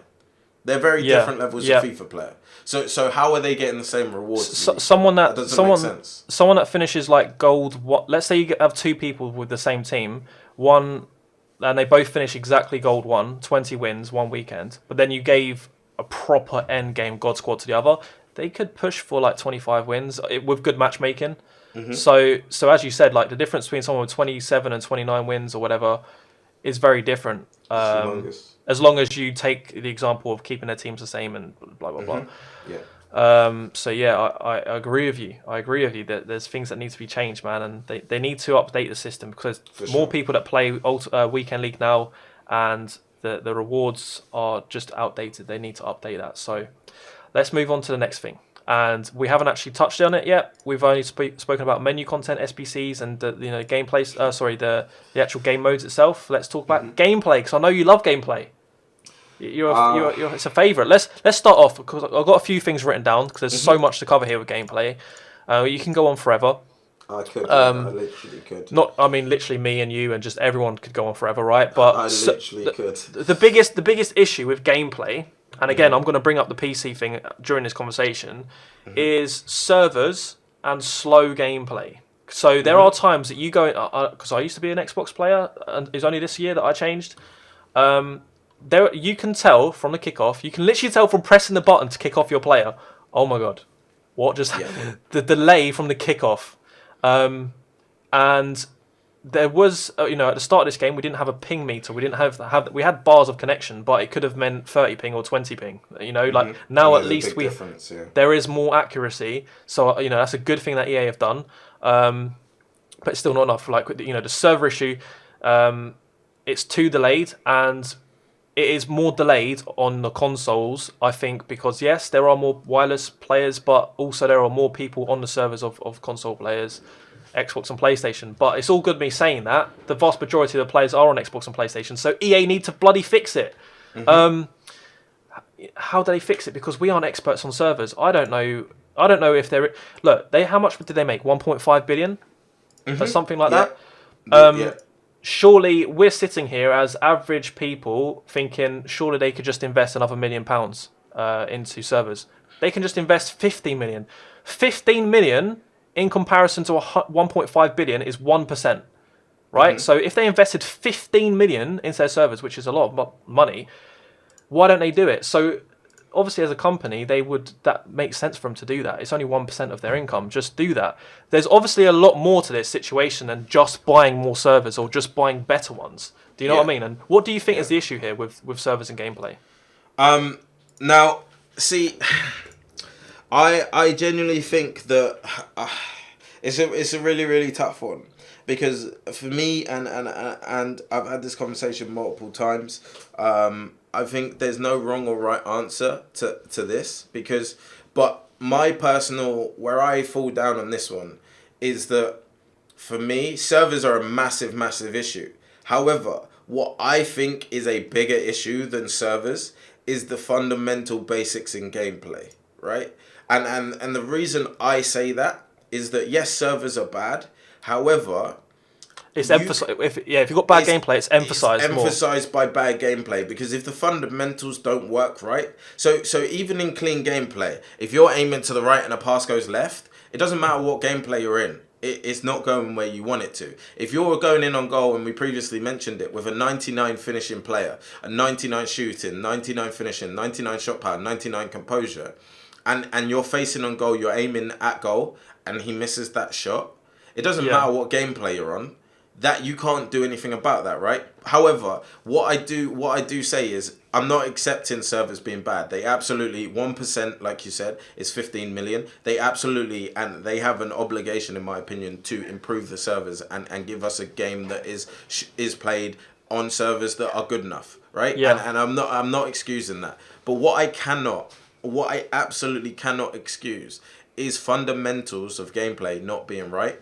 And that's where, for me, my biggest frustration lies. Because, like you said, you can start a game and know, oh, this game plays off. Now, you and I both know that if you have enough skill and if you have enough consistency in the basics of the gameplay, you can adapt your playstyle, like I have in previous FIFAs with better gameplay, to mix the fact that the game is bad. You shouldn't have to, but you can. And I have multiple times in previous FIFAs that I've gone, this game isn't good enough. So what I'm going to do is I'm going to make my play a lot more basic. I'm going to stick to the basics. You're not going to do any precise dribbling. I'm not going to do precise dribbling. I'm going to make sure I do the fundamentals right and beat the player of fundamentals. Yeah. Okay, it's not going to be fun, but my skill is going to outcome the situation. Yeah. You cannot do that this year through the pure awful RNG mechanics. You cannot do it. You can't do it. So now what you have is you have a game where you can go in and it's poor servers, right? As an Elite 2 player against a Gold 3 player and lose that game because you shot 6 times with a 99 shooting player and he missed 6 times. And that's not because just you were going across the goal instead of near post. Yeah. That is the fundamentals of the gameplay messing you over, and that is where I have the biggest issue. Like I said, I'll never say EA are okay or allowed to have bad servers.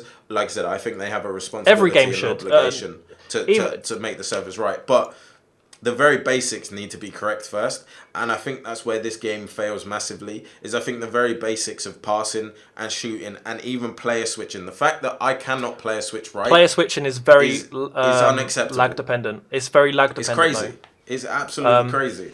So just to add on to that, because as I said, like I am a PC player, right? Mm-hmm.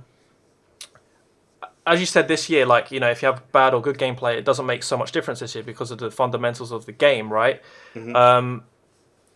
I switched 2 or 3 weeks into the game because I wanted to create content and I knew that I had to play FIFA quite a bit. I had to play Weekend League. I had to be on stream and I didn't want it to be embarrassing, me getting angry at the game and, you know, throwing my toys out the pram, basically. And I just thought, I 2 or 3 weeks into the game, playing on Xbox, I could not believe the lag. And this wasn't I was, you know, testing this out late at night, not during peak times, and I was getting severe lag. And I think it was worse at the start of the year because more people were on the game. They probably didn't have as many servers, they didn't have as many things to make things better at that time, and it was so delayed. You know, a pass would be coming towards me, I would be pressing A for a first time pass. I just want to first time pass it. I don't want to take a touch, and he's taken a touch and then he's passed it off. So that was where that's when I bought it on PC because I thought, you know what, I still want to play this game. I think it's whatever. I wanted to just play the game. I bought it on PC, different game. It's actually, and it doesn't matter if it's a better game on PC because, as I said, 95% of the people that play this game are on Xbox and PlayStation. They shouldn't have to buy a PC to play this game. That's not what I'm saying.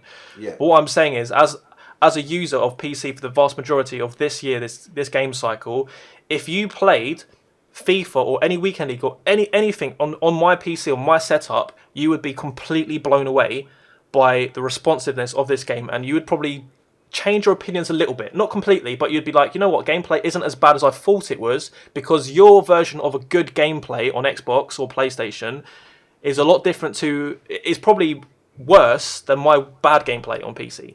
Yeah. It shouldn't be like that. I'm not saying it should be like that. I feel like it looks like I'm defending EA. I'm not defending EA. I'm just trying to... Because I played, just as an example here, I played Kickoff against Aaron and Keanu and everyone like that, actually, right? on their Xbox console. It was kickoff. There was no lag. I wasn't connecting someone across, to a different part of the country or a different country altogether. And it was more laggy playing kickoff on the Xbox console than it was playing online in Rivals or Weekend League on my PC. Again, it shouldn't be like that. What's going on with the situation there? Hopefully the new generation of consoles fix that issue. They're very close. They're about a year away. But I think that's a game optimization issue, and also the fact that the servers are so overloaded on Xbox and PlayStation. Just to throw it in there. Yeah, no, 100%. I mean, don't get me wrong, servers are 100% a huge Busted. issue, and like you said, it shouldn't be the case that a cleaner server means you get better gameplay. Like you said, obviously, fundamentally, there's going to be some element of that. But like I said, the fact that you can play kickoff on console, and it be laggy and delayed and poor is a problem. But the thing is, I'm not making it up, bro. Like, it sounds ridiculous, doesn't it? I know. It actually sounds ridiculous. I've spoken to enough PC players this year that Have you actually? Absolutely the same. Yeah, in my stream that have gone to PC from console, and they say the same. And they're like, it is a different realm, and I get and it makes sense, and I fully understand. But let's bring Fortnite into the equation as well. Sorry, I don't know what he's going to say, but even if you bring Fortnite into the equation, right? We played on consoles. And the difference was night and day. I came to PC with a controller on PC, and yeah, the difference in Fortnite on console and PC was night and day as well. And it's always going to be the way. Again, just the first 2 or 3 weeks of me playing this game, we was in Discord calls because, at the start of the game, everyone gets together and starts talking, right? And the majority of the things I was saying is, fuck, why is it lagging? I press pause. Oh, why is it not shooting? I'll press shoot. Now, I'll just think to myself, oh, I've done the wrong thing. Yeah. And that's a completely different mindset. 100%. You can actually focus on the game, and you can be more at blame for the wrong things that happen in this game, because even though we have things that are in the game like bad mechanics, why does a player miss an open goal? At least you can actually say the game was at fault there. It wasn't the connection. It wasn't delay. It wasn't, and that helps so much with your mentality and your stress in this game. Oh, for sure. If you play in cleaner gameplay, 100%, and it's the same on console. Although clean gameplay is hard to come by, I've played multiple Rivals games, whether it be early in the morning, late at night. I played multiple Weekend League games where I went, that server was perfect. Like, I literally could do everything I wanted to do. I put the player away after 20 minutes because I was able to score 4 goals because my players passed when I wanted, they shot when I wanted, and everything went right. And that is the issue that we have as FIFA players, is that we have to talk about it to that extent.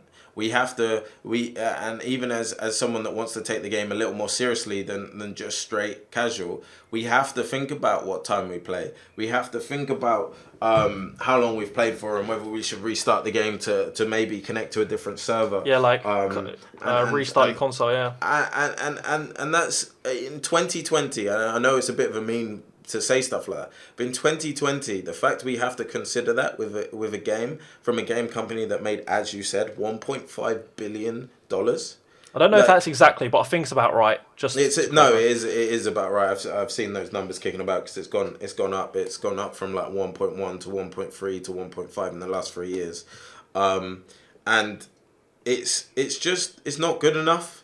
And I think that's where a lot of frustration from the community and toxicity from the community stems from. It's just the pure annoyance that we have to even deal with that, and like you said, if we could be in a place like you are now, with gameplay and go, right, I know a lot more times this was my fault that I didn't score. Yeah. If you can switch that blame and accountability to yourself, which a lot of people struggle to do, but if you can have more times where you can genuinely say, yeah, it was me that messed up there, that's my bad, I need to improve on that. Like I said, it changes your mindset, and it changes your whole ethos and your whole energy for that day on that stream. Do you know, it actually changes? You are.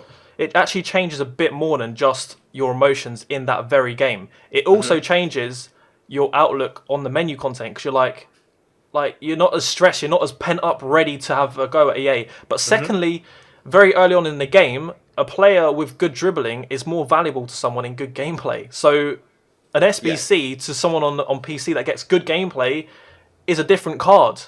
Like someone, stats that, don't lie. Players with 99 shot power, 99 finishing. Obviously, as we said, it doesn't always mean they're going to finish everything. But those stats are more important to a laggy gameplay, because at least when you're there, even if it's delayed, even if the shot doesn't come off on time, at least it's going to be that when you press the button. But if you have a player with 99 balance, 99 agility, 99 dribbling, but you've got terrible gameplay, what it means absolutely nothing. They just become a brick. Again, sprint speed, no matter in delayed gameplay or fast gameplay, if you hold down the stick and press right trigger down, you're both getting the same sprint speed. You're getting the same sprint speed no matter what. So what I'm saying is, it actually changes your perspective on the game a little bit, not just in the game, but outside of the game.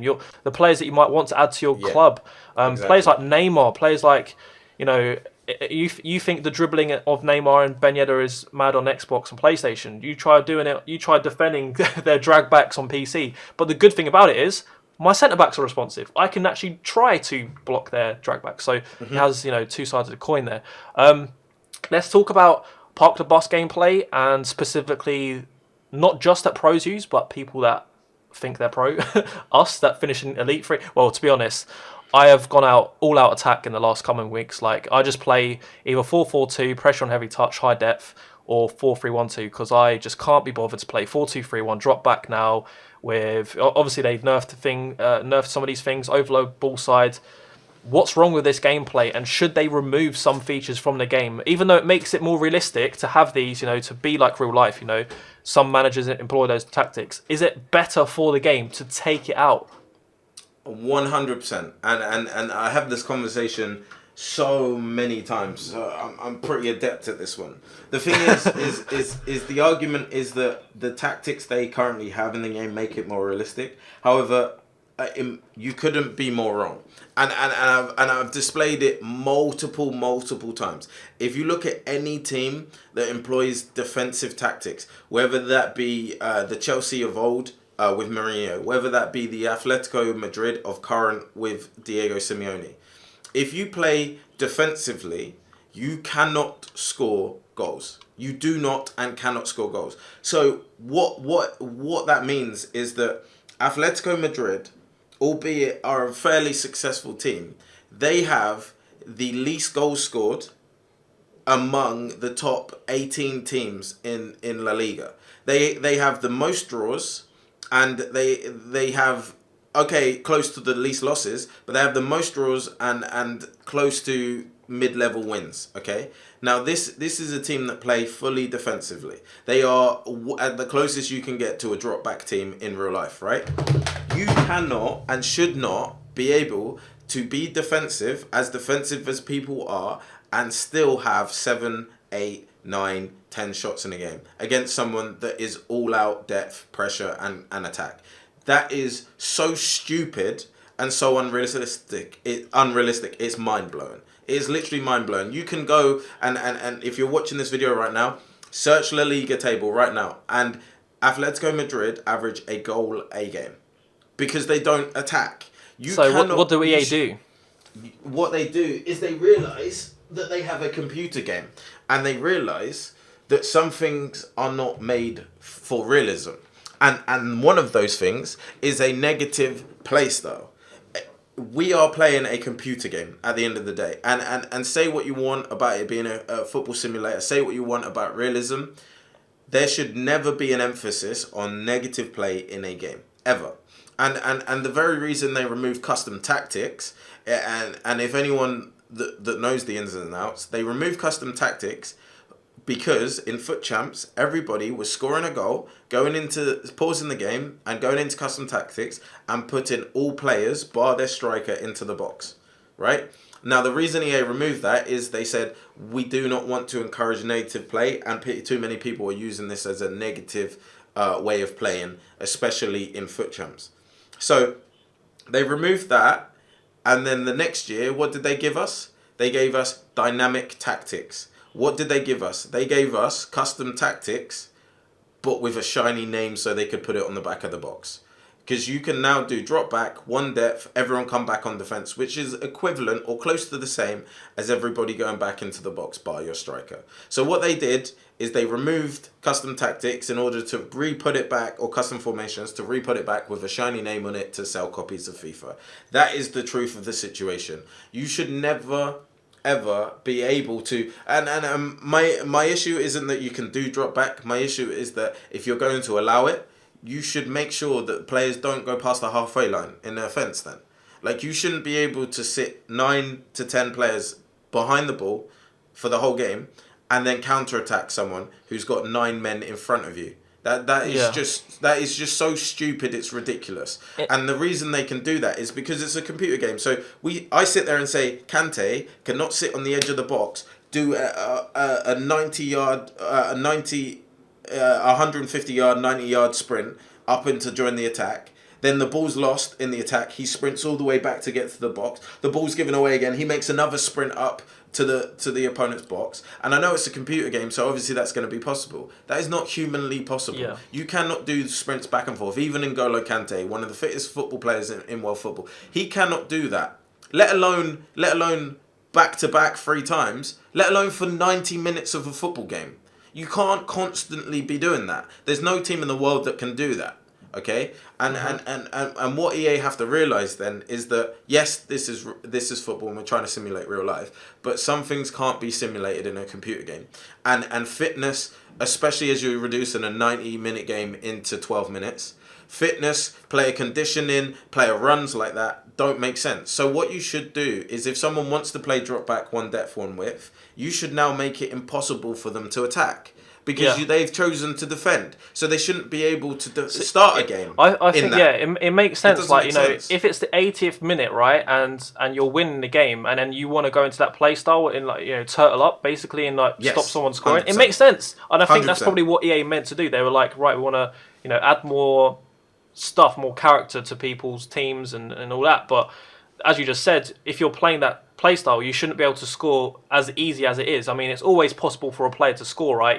Yeah, of course.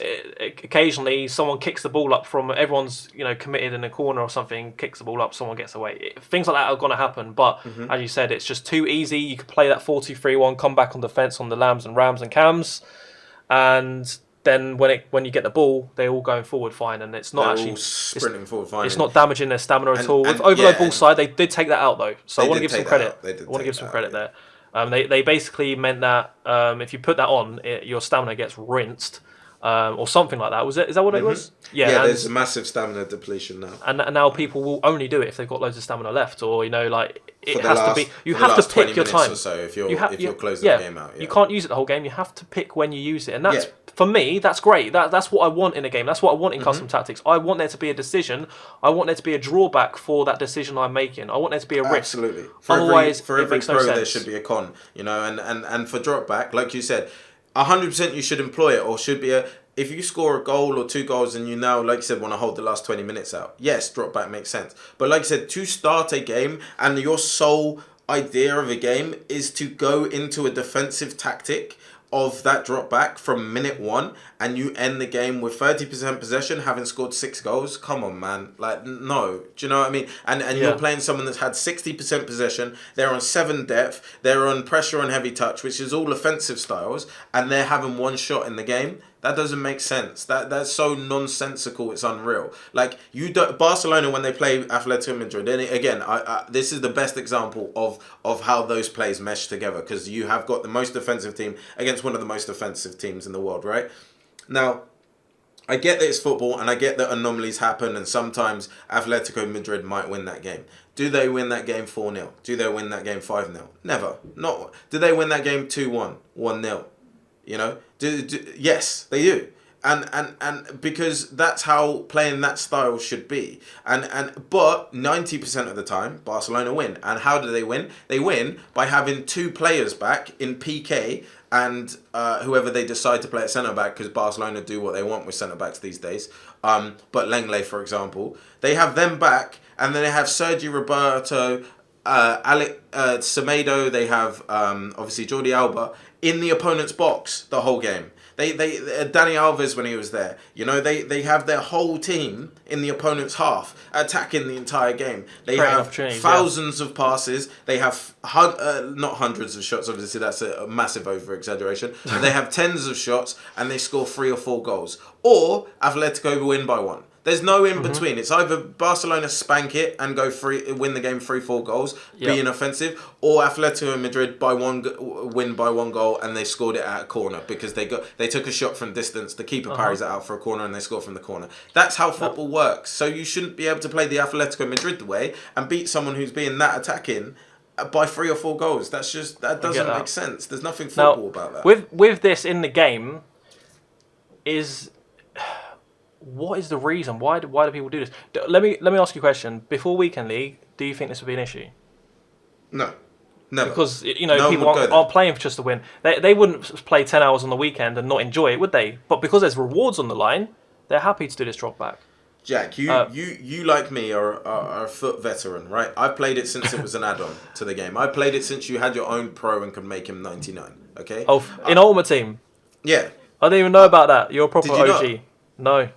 You literally had your own pro clubs guy as a card, and you could put training on him and make him 99. That's jokes. But imagine if that was the case. No, it was so sick. It was so sick. I'd love for them to bring something like that back. But I can understand why it's not in there. But yeah, I've played FUT since it was an add-on game that you had to pay. I think it was $9.99 for at the time. I can't remember the exact amount. I was pretty young, guys. Yeah, it was an add-on. That's why I never bought it. I think it was 09. Yeah, I think it was $9.99. But I bought that and I've played FUT since then. I'm a FUT founder. I've literally played it since it's first come out. And like you said, there's been no FIFAs up until recently where you played for the sole purpose of winning. Of course, you play football to win, and for people that have that logic of, well, what do you mean you play to? Yes, of course, you play a game and your intention is to win. But what we mean by that when we say that, as Jack just said there, is the sole purpose for some people when they go into a game is just to win. Like, I remember back in the day, and you'll remember, when there used to be tournaments, weekly tournaments, that you got 2k coins back. Can you imagine saying that to someone who started FIFA in FIFA 19, that we used to play tournaments for 2k coins?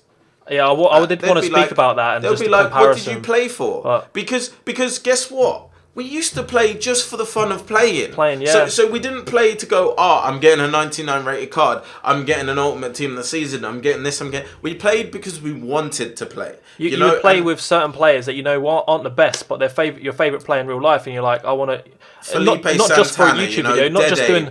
Players like this, we could go back through S-Vine and Gold El Shawari, Silver El Shawari, and we could name multiple players that we played with that if you tried to play with now in FIFA, you would laugh. Like here's the thing, like I know we're on the topic of gameplay, but when was the last time you logged on and played 2 or 3 games of FIFA or 5 or 6 games of FIFA just because you felt like playing FIFA in a game mode that wasn't like because you're trying to get to gold 3 or you're trying to get division rival points? You just want to play, so you just think, you know what, I'll play a couple of games.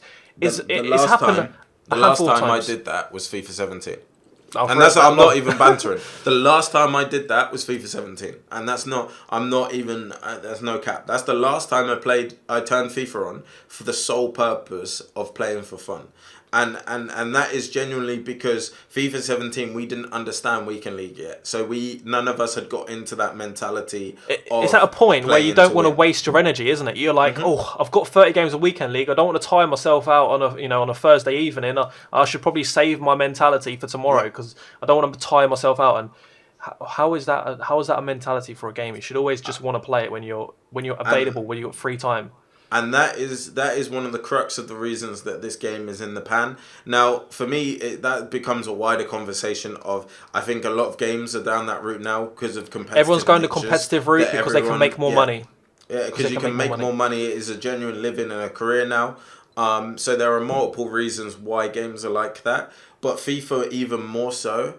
They just, like I said, it's on EA. They don't give us enough reasons to play for fun. They just don't. Like, there's no tournaments, there's no play to have fun elements to FIFA. I think recently every game mode is competitive now. Every single I think it was one of the websites, and I don't want to drop the wrong name, so I'm not going to say it, but they released a tournament that said like no one depth, no drop back, no none of this, and that's the kind of stuff. It was Fnatic. Fnatic, okay. You're happy to. There were no CDM.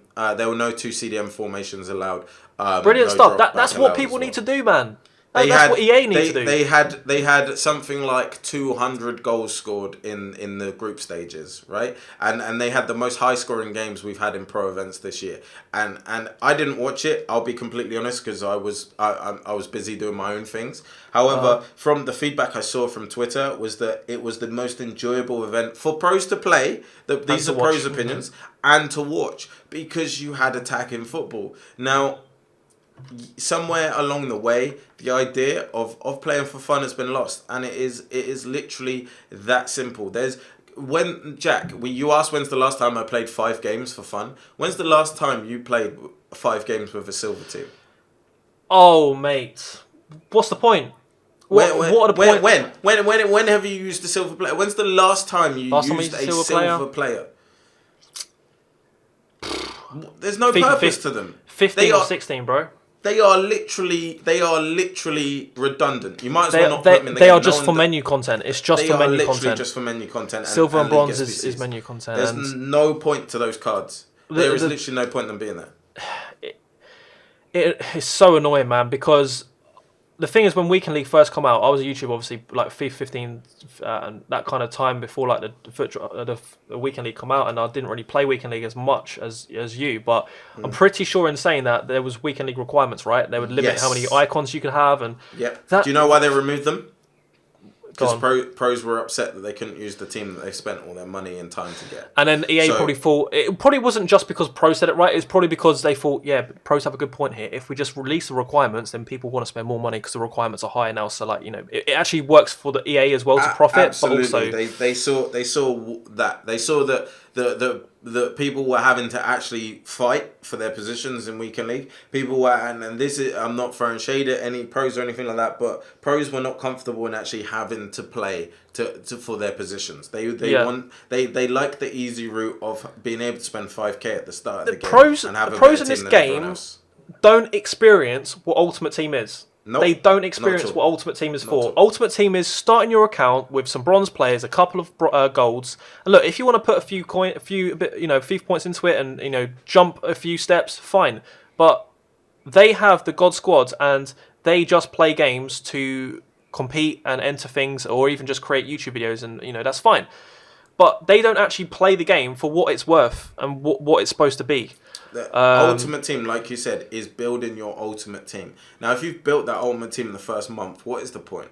What is the point? And I know, and again, I'm not blaming pros, by the way. It's the setup that it is. Absolutely, I'm not blaming pros, and I'm all for people doing what they enjoy, and people are allowed to consume content in the way they want, whether it be like obviously podcasts, or they want to watch TV series on Netflix, or what. You can consume what you want, how you want, and the same goes for FIFA, right? Is that you can build the Ultimate Team in week 1 if you want to, if you have the money to, if you have the resources to, right? And I get that the game is for everyone in that respects, and you can have whatever content you want, but like you said, the crux of it is that so many people don't understand what Ultimate Team is and what it is for, and it's been removed from us by the systems put in play by EA, by the fact that you have to pay to have a chance at being a pro. And there's definitely a thing of when pros go and play the tournaments in the first couple of months of the game being out, obviously they get given all the players, which I think they should do.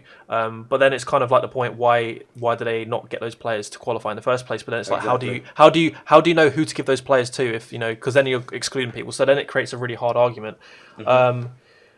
But pro events are used by EA to use the top tier cards as an example of, you need these players in your squad. You need R9 Ronaldo in your team, because all the pros are using them, and it's R9 Ronaldo who can hit these shots from mad angles, and your player like Vardy that you've got from a month of the game just doesn't do that. So you need now to play the game more, to play the Weekend League more, to keep doing this, and eventually we know as a company, I'm talking about if I was in EA's position, we know that you are eventually going to cave in and put 80 quid into the game for FIFA points, and you're probably going to be disappointed.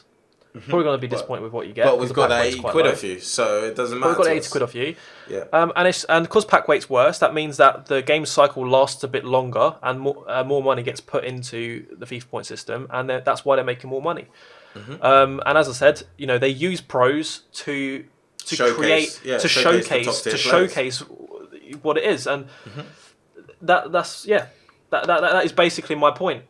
Basically about the pro players, and I actually, as I said, I don't have a problem with pros individually. But I think the setup is wrong. I think, you know, it's, as I said, when you're not getting the full experience of the game. They're not playing the game, and they are the ones that we all see, like that at the top of the leaderboards. But you know, we're all trying to play Ultimate Team for what it is. And bring it back to the point of requirements for Weekend League, right?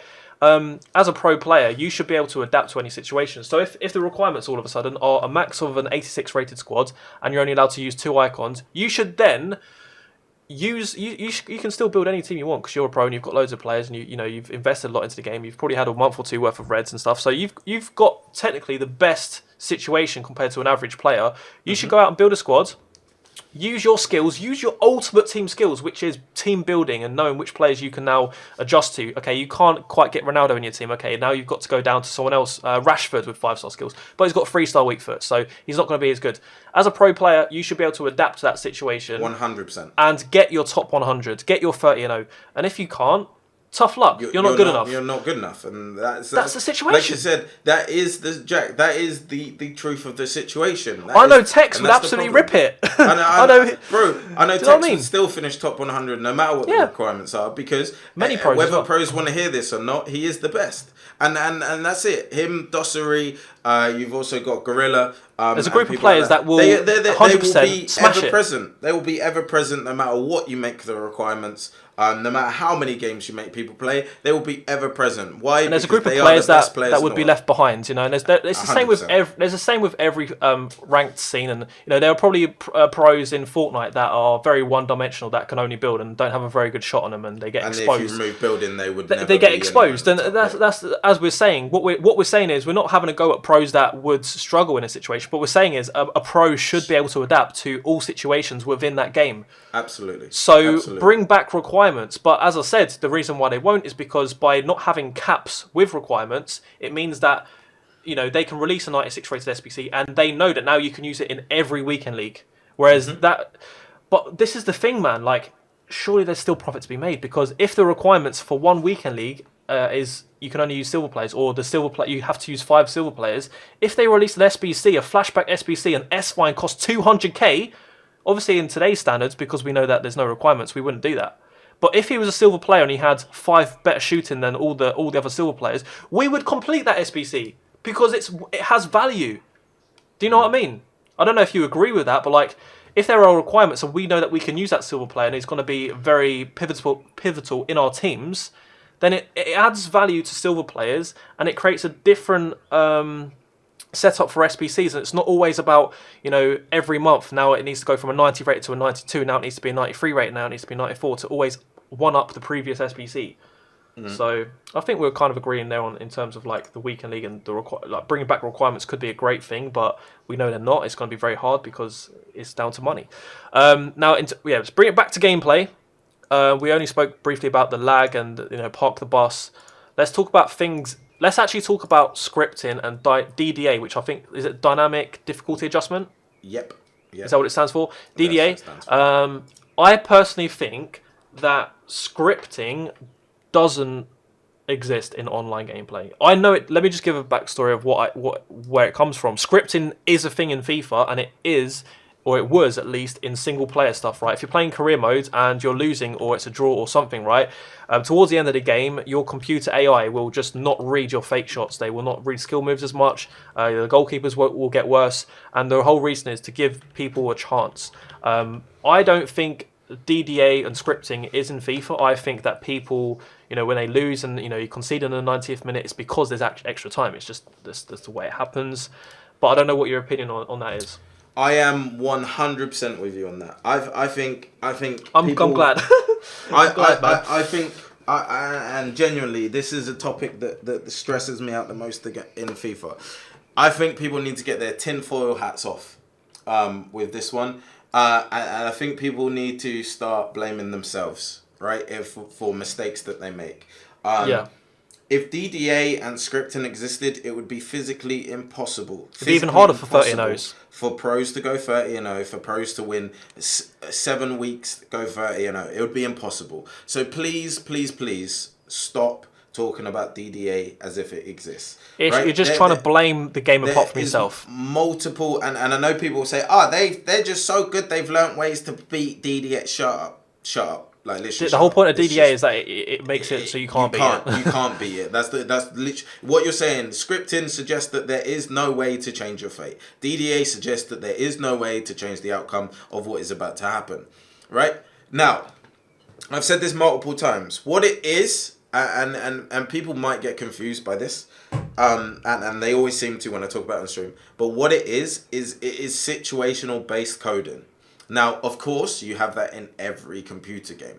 What I mean by that is that you will shoot a shot in minute 70 and miss. You'll shoot that same shot in minute 90 and score. And you'll go, oh, well, that's clearly DDA. No, it is called situational coding. And by that, what I mean is every pro player will specifically, if they look at the clock and see it's at the 88th minute, they will hold the ball. Why? So they get the final chance. Because they are aware that in the coding, you have a higher chance of scoring. That is not DDA. That is situational coding. Now, if you're a good player, you understand how to manipulate that situational coding. The same way, if you do a running fake shot at a specific time down the line, a lot of the times you'll go past the fullback, even if he makes a tackle at the right time in the right location. That, again, is not DDA. That is situational based coding. Because if it was DDA, you wouldn't be able to do it in any other moment than the moment you're talking about, right? And it just wouldn't happen. So now, just to clear up so that people understand what you're saying. You're not saying that in the 90th minute your shot power is more or your finishing is more. It's just that the pros or good players put you into the 90th minute and hold the ball until that situation to make it feel like that's their last chance. Is that what you're saying? Essentially, now, if you do believe as far as saying that 90-minute shots are more effective, it's still the same thing. Even if you believe that 90-minute shots are more effective... Because if you always save it to the 90th minute, you're always going to score in the 90th minute. That's not DDA, yeah? Because, for example, if that was a thing, then how is it possible that someone can shoot in the 90th minute and miss? And it's happened to you, it's happened to me, it's happened to... How can you say that there is this thing in this game which makes certain things happen, but then sometimes it doesn't... Oh, this time it didn't get me. Well, no, that's... Computer coding. Now, anyone that has a computer science degree, I know the very basics of computer coding, because I've learned parts of it in my time. There is no such thing as a coincidence in computer coding. It doesn't exist because computer coding runs on mathematics and algorithms. Okay, so it's yes or no. You cannot get coincidences. You cannot get things that aren't meant to happen. Everything is literally... You can say things, and I say it all the time, you can't write this stuff. You literally do with computer games. It is called computer coding. There is no way of saying, well, that was just coincidence that this time I missed it. No, there's no such thing in computer coding. You cannot get coincidences. So to say, this time it just messed me over. No, there is no such thing as DDA. Now, people will say, but Mav, Jack, what about the time I was 2-0 up in the 70th minute and I lost 3-2 and I just couldn't move? My players couldn't pass, right? What the reason, and again, as a skilled player, you understand and I understand that if I go 2 goals down, do I continue playing the exact same way I played before? Pressure on heavy touch, high depth, you're getting pinned in, and then that composure stat... I'm going team press, your composure stat now comes into play. You as a player are panicking if you're not a good player and you're not composed. You're now making the wrong passes, you're now making the wrong choices, and I exploit that. Because I see totally what pass you want to make, because you become very predictable now. Because I'm forcing you into predictable situations. You're forcing situations. You're forcing the game mechanics to act up. To favour you. So play text.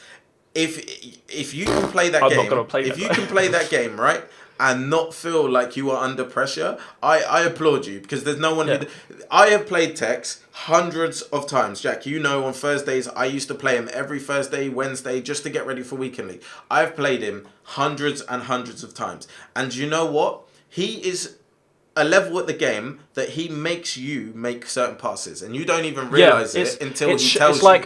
He will force you to make certain passes. He will show you the pass to block it. And this is what people don't understand, because they're not this level of FIFA. They don't see it that the game is screwing them. No, your opponent is just screwing you. And yes, sometimes that can be a worse opponent than you, and a bounce goes in their favour. But on the flip side of the coin, a bounce goes in your favour in 5 games time. You know? Yeah, And, it's very. You don't pick it up on your own. but you don't pick it up when you works score for the you. bullshit goal. You don't talk about it when you score the shit goal because DDA could never help you. It only ever helps your opponents, right? Yeah. And that's the way people see it. DDA scripting, as people want to call it, does not exist. Now, does high pressure, team press, broken mechanics exist in the game? Yes. Yeah, do that's you that's sometimes encoding, isn't it? Yeah. Do you sometimes fall victim to that? Yes, of course you do. But sometimes you win because of it. So I'm pretty no. sure. Right. Let's say I'm playing 4-2-3-1 balanced defense, and well, my players are going to be sat back a little bit more, right? And so when when the person I'm playing against, it's 0-0 and it's first half, or even 60 minutes, 70 minutes,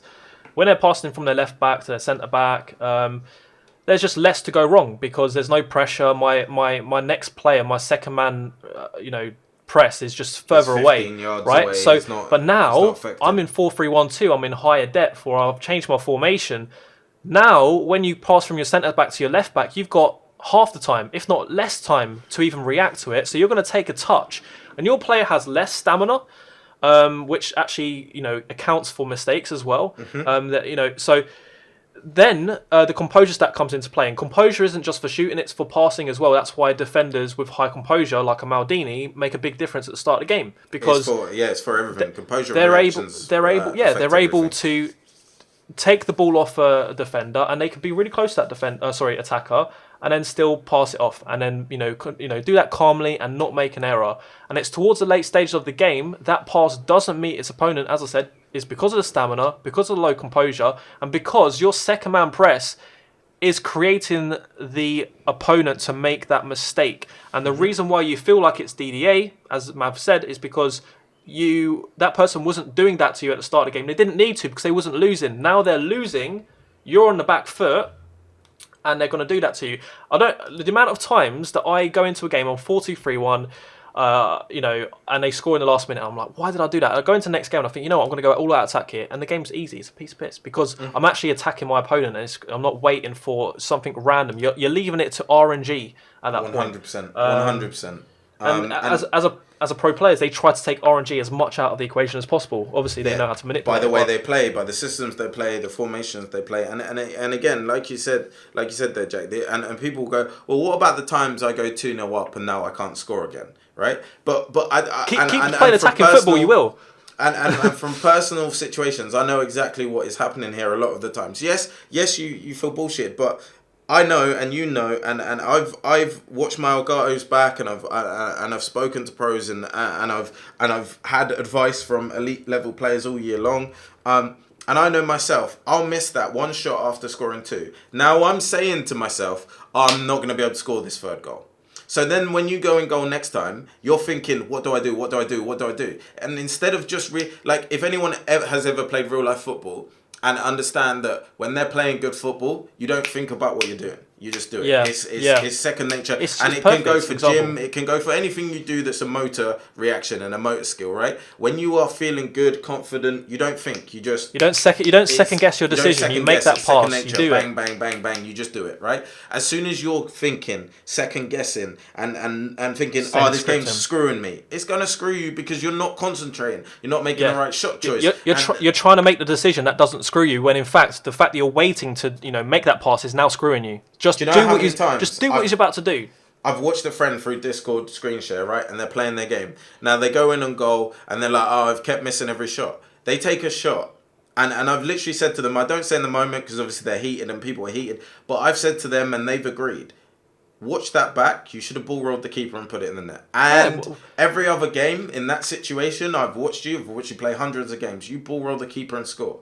But there, why didn't you ball roll? And they go, I just didn't think about it. It's too much pressure. Why didn't you think about it? Because I really wanted to, exactly, right? So no, it's not DDA. No, it's not something outside of your control that we want to blame. It does come down to poor. Don't get it twisted. It comes down to poor coding in bounce backs and all of that and all of that rubbish, lag and poor composure. That's what it comes down to. There is no DDA whether you want. And I know people will go, but what about that document that came out and it said DDA was a thing trust me, as if anyone has been in any walk of life, there have been multiple things that have been released to be the truth, and then you've seen that someone has missed out. There's been omissions of things, and it's Or from a different game mode, information from different eras. Yeah, like it's you just from said. an old FIFA it's no longer there, and no matter what EA say, you're not gonna believe what they say. So they could tell you it's not in there, and you go, oh, but it is. And if you say it's not, you're just sucking up to EA. I'm the last person on this planet who sucks up to EA, so you can never say that about me. But I'm also a very honest person and logical person, and not everything and not every time EA are lying to us. A lot of times they don't say the truth, but a lot of times it is just things that we've done wrong and that we get wrong. And if DDA and scripting existed, and this is the only point you need to say, it would be impossible for people to be pro players and go 30-0. That's for me. And I play in my weekend league games, and I get towards the end and I start to bottle things, and I'm just like, I envy these pros that can, even though I know they've got the best teams, I know myself, if I had the best team, I'd also be bottling the games. It actually didn't matter if I had the proper end game team, and because it does give you a better chance, but you're literally manipulating things by like 1 or 2% or a few percent or 5% just by having that better player. Obviously, that matters if you play 100 games, because by the average of numbers, that will matter. But I envy pros that can do that. Ways. And skill, experience, composure, all of that factors in the same way. Like it's a really weird analogy, and not always not maybe the best one. But if you were to become a Formula One driver and you got given a faster car than Lewis Hamilton, would you win just because you have the faster car? Yeah, exactly. Probably not, because he has more experience.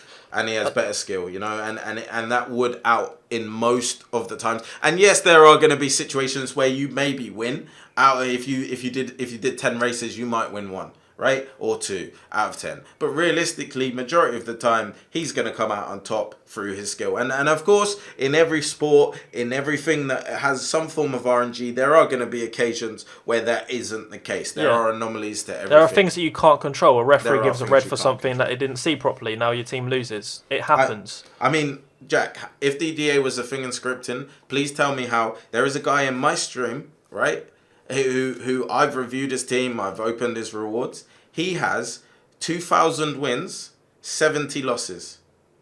Huh? Across the whole year. Squad battles?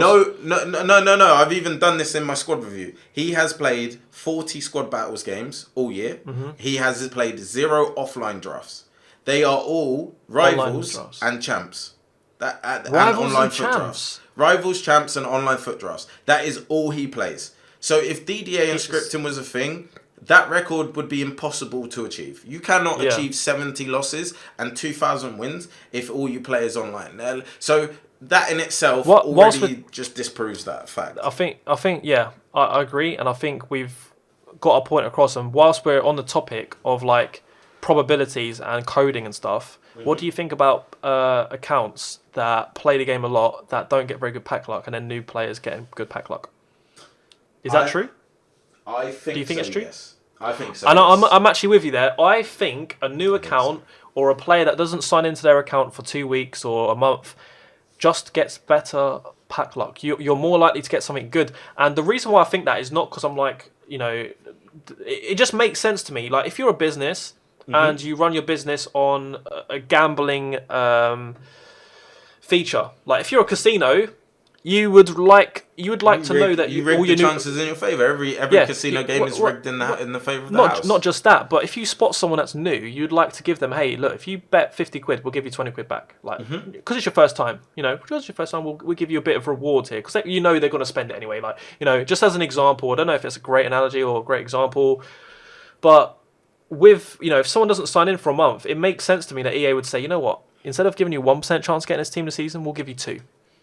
It's not going to harm the game too much. You don't open packs enough to really damage the game by giving loads of, you know, packing loads of team of seasons. But it just makes sense. As someone that's also had multiple accounts being a YouTuber, on some FIFAs I had like 20 accounts because you could like have coins on different accounts, right? And the accounts that I hadn't been on for ages, I would open up a pack and the pack luck felt different. And I'm not saying it's 100% true. I'm just saying I think it's true. I think it is based on a feeling, based on averages over my experience with time, and also just How many of us have a friend that never plays Ultimate Team that packs something sick, and you're like, I how the mean, fuck how have you done that when Nellis is I've prime opened example of 100 that. times more packs than you, and I've not had a pack equivalent to that? Nellis is prime example of that. Nellis, yeah.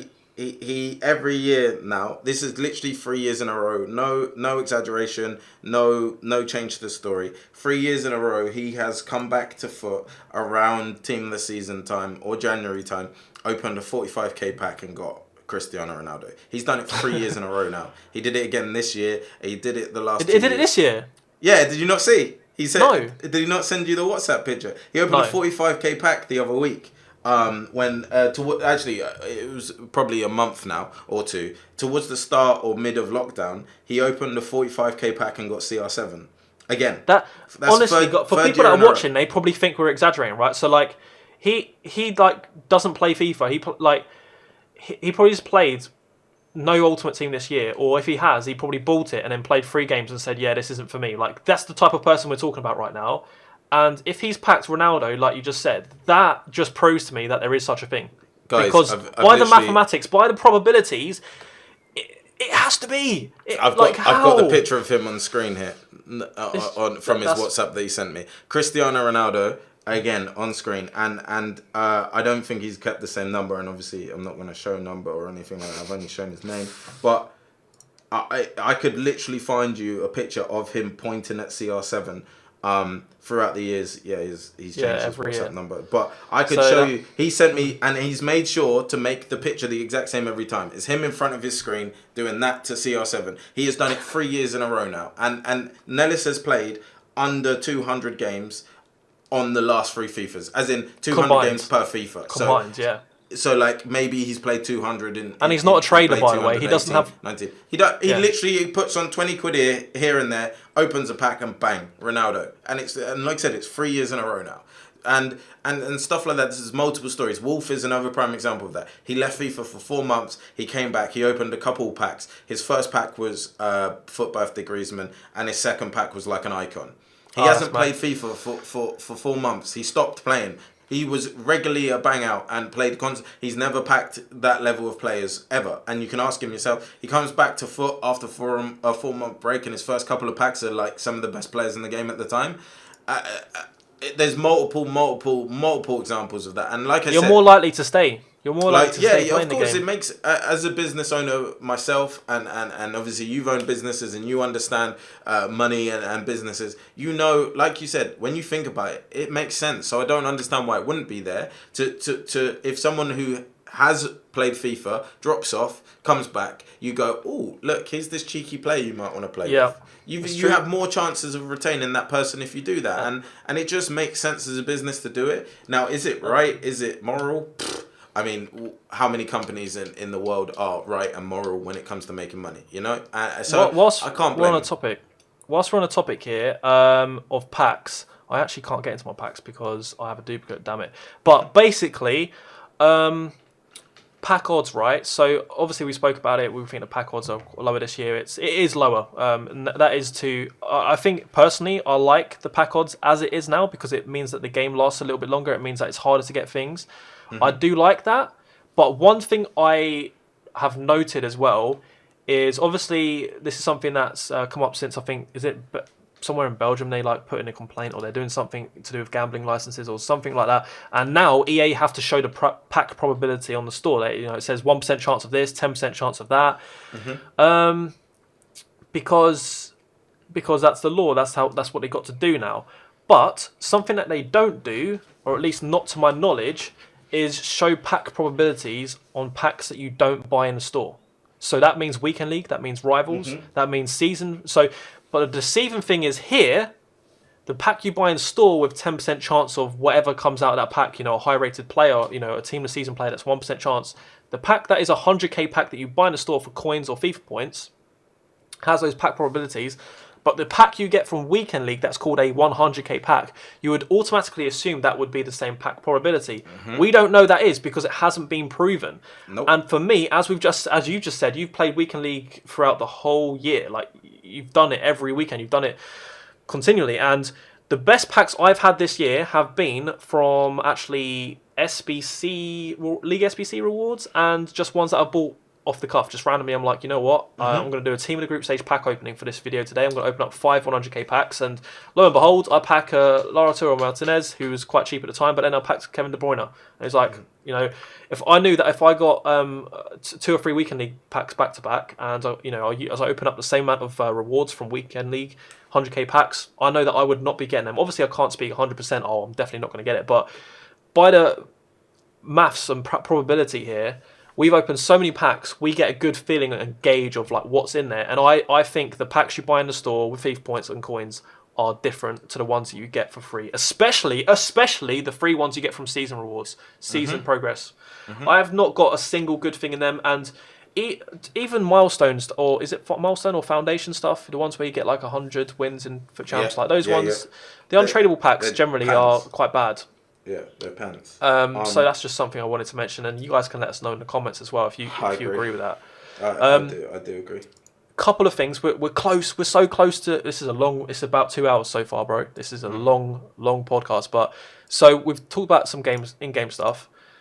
What should be done with game? Like I'd say shooting. I think shooting's the big one because it's the most important thing. Like you can't shoot properly. Shooting's the biggest, yeah, for sure. Yeah. So shooting. What should be done? What should be done about shooting? For me, at the moment, it's near post, isn't it? Near post is the meta this FIFA. For me, I think they need to give us shot types back. I think variety. I think they need to give us variety of finishes. I think they need to give the ability to score more shots. And by that, what I mean is I don't want every shot to go flying in. A bit like the green time, the FIFA 19. But what I mean by that is FIFA 17 level of finishing. I mean, Inception has done a video about FIFA 17 finishing. Multiple people have done videos about it. FIFA 17 finishing was close to perfect. Because what I mean by that is you could finesse it and score, you could power it and score, you could low drive it and score, you could chip it and score. Now, the important factor was where skill came in, and where skill does come in with shooting is, and it is in line with real life shooting. Now, why does Harry Kane score as many goals as he does? Why does Cristiano Ronaldo? Why do Messi? Because they understand the angle they're at, the power they have to put on, the situation that they're in, versus what spin, what power, all of that variation they have to put on the ball. The same should apply to FIFA, in my opinion. If you are selecting the right shot type from the right angle in a good position with a good shooting player, you should be rewarded if the outcome is a goal. Not rinse and repeat the same shot type endlessly. So dumb. Because there's no other way of scoring. Right now, the way FIFA is, you are better shooting at the near post at the inch of gap than you are the left-hand post, for example, if you're coming in from the right, where there is literally the whole goal to shoot at. Because the goalkeeper, for some reason, is coded to make a ridiculous reaction save to hit the wider side, and he just watches it go past him at the near side. And that in itself is crazy. You can't low drive anymore.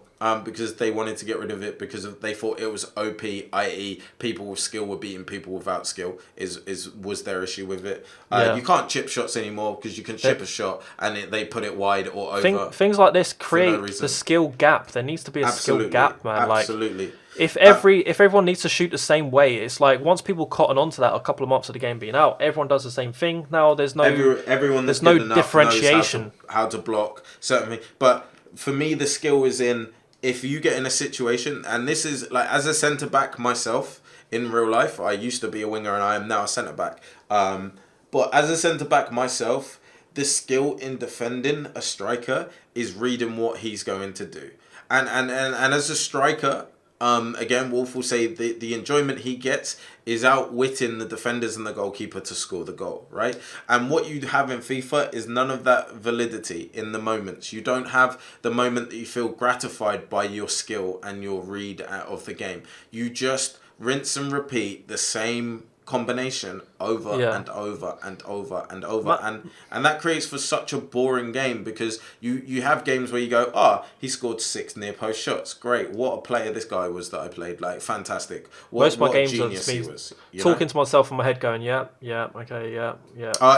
He's passed it into Ben Yedder, I wonder what he's going to do. He's going to drag back and then he's going to shoot at the near post with his weak foot, or he's going to drag back, I read it, so the next time he fakes a drag back, goes forward this time, I read it again, that's so next time he fakes forward, goes back, then double drags back the other way again, and now he shoots. And, and one of those times he's gonna score, you know, because it's just a constant rinse and repeat until he gets you. Like, do you know what I find annoying is I know that next year they're gonna really nerf the drag backs, and I don't want it to be nerfed to the point where it's unusable. I just want it to be balanced, man. I want it to be something that you can use at the right time because it's the right thing. Do you know what I mean? EA are the best company at going literal with the word patch. They put paper over cracks. Rather than fix cracks, they paper over it. And by that, instead of low drivens becoming balanced, right? If they thought they were a little bit too strong, what have they done with them? They've got rid of it. Instead of skilling being balanced because people were spamming elasticos and La Croqueta was a big one. What did they do to skills? They've ruined them completely. You can't skill move now because they've ruined it. Same goes for that makes no sense. They, instead of fixing it and balancing it, they go we don't have time or the Let's resources. quickly talk about the skill moves. Let's just patch over it. Let's talk about skill moves because I'm someone that I came from like the FIFA 11 times with silver squads, like Brazilian skill squads, and that's what I love, man. I love going into a game, and as you just said, like as a striker, it's like outwitting your defender. As a FIFA player, for me, it was doing the best skill move against someone and just seeing their defender completely fall on the floor thinking I was going the other way. That's for me where I got a lot of enjoyment. And I know some people like to do passing move. I like to do tiki-taka or whatever it's called, passing. But it's more... Whatever. But it's more about the skill moves, right? I love doing skill moves. And now, if I do a step over into some kind of drag back into something else, the hocus pocus that I'm about to do is about to land the other side of the pitch. The ball turns into a balloon. It's dumb. Yeah. Like, I understand that if you... Like, there was someone went back on FIFA 19 when they opened Weekend League up a few months ago, whenever it was, and they basically went on and just did La Croqueta from the halfway line. That's dumb.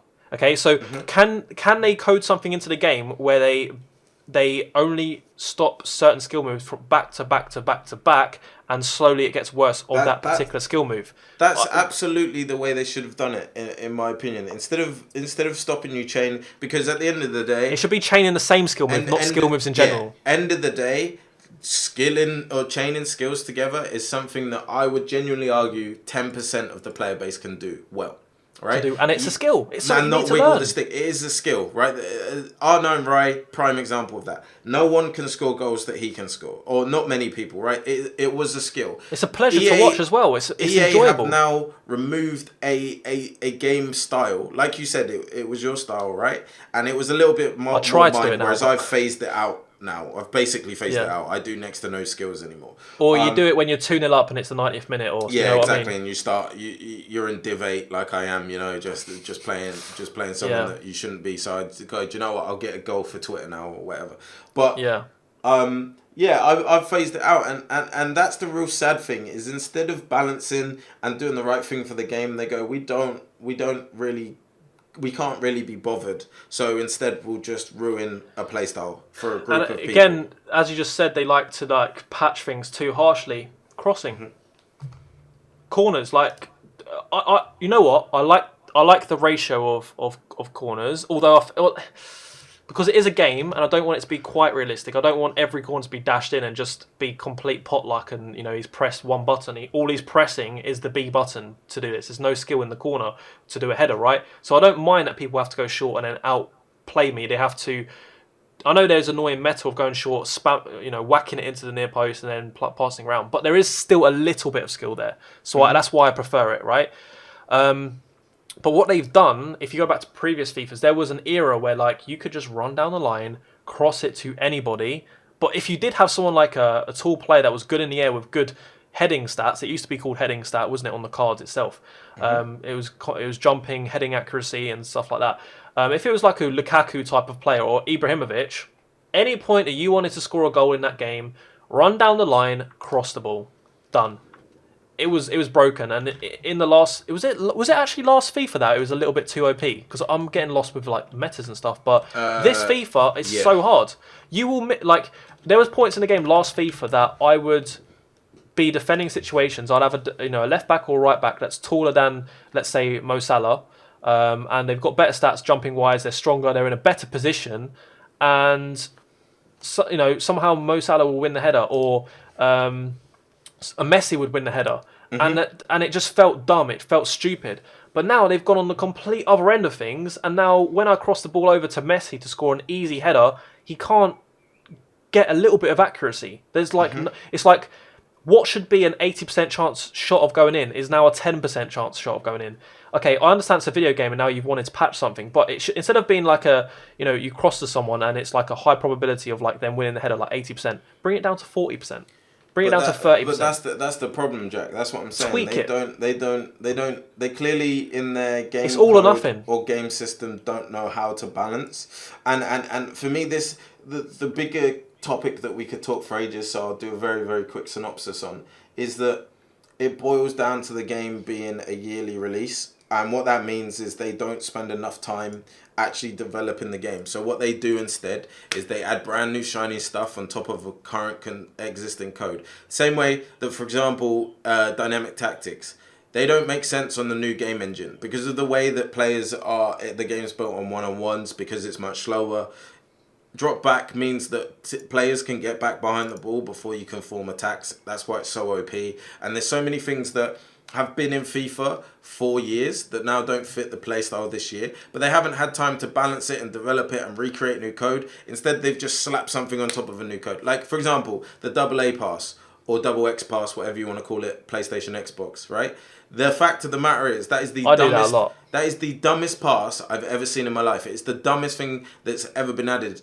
But it's been added, and now it's gone on top of existing gameplay where it doesn't make sense because the defenders don't have animations in order to intercept, block, or mark a double A pass. So now what that's created is situations where a double A pass is too effective in a situation where it shouldn't be effective because there's no animation to counteract it. The same that goes for strafe dribbling. Strafe dribbling is the dumbest thing I've ever seen added to FIFA. It's not natural, right? It's not right. It's not natural, it's not normal, it doesn't fit. However, what it does do is go, oh, look at this brand new dribbling we've added to FIFA, right? And that's EA's problem is they have to chase these box toppers is what because the majority of people that buy the game and spend FIFA points are the ones that are easily convinced to buy a game. Like, oh, buy a shiny. Yeah, we've added this. Now you can do strafe dribbling. Oh, I hated last FIFA. I couldn't dribble from side to side, and someone kept tackling me. So that's a great feature for me. And do they really care about gameplay? Do they really understand the intricacies of the gameplay? No. So for them, it doesn't affect their gameplay because they don't play it enough to notice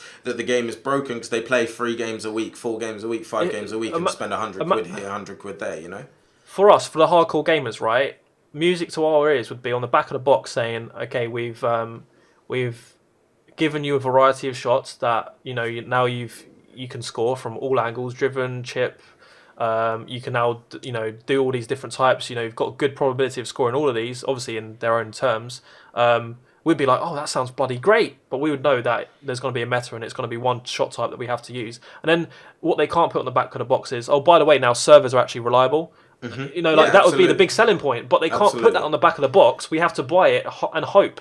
And we're at the point of FIFA where everyone says, "I'm not buying FIFA. I didn't like this FIFA. It was terrible." But we all know as soon as a new FIFA comes out, we're all going to buy it again because we're all going to buy it. The reason why, and there's no harm in saying it, the best point on FIFA, especially Ultimate Team, is when everybody starts from scratch. We just want everybody's level. The first 3 months are the only time of FIFA I enjoy, and that's it. The rest of the time is me suffering through and just accepting where we're at. It's also you get to learn the new meta as well. It's like Fortnite, the first 2 or 3 seasons was fantastic. You play, you're matching against someone, you're building a stupid fort on top of another building, and then, if you watch the gameplay a year later, you would literally rip up that person in gameplay because they're just doing something dumb. Like, in the first 3 months of the gameplay, it's the same thing. You don't know that near posts are OP, so you're trying to finesse it far post, top bins, because on the last FIFA, if you green time that's a winning shot.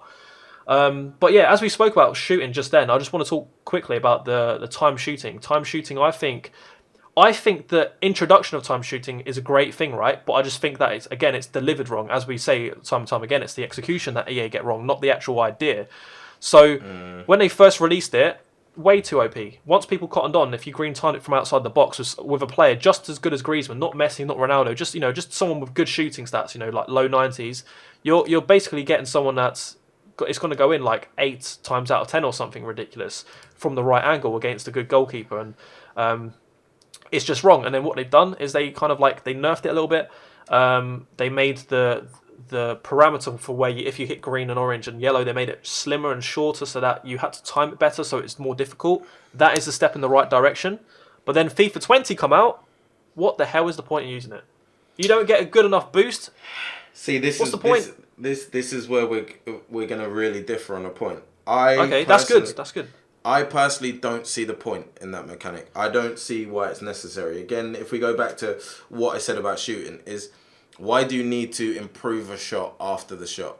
You know, you should your accuracy, your power, your direction should be made in the decision to shoot in the right moment.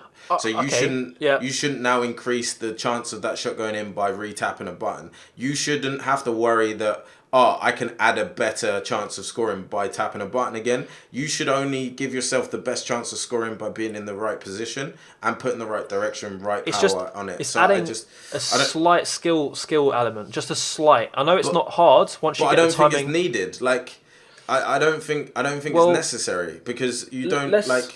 That's like imagine Fortnite, right?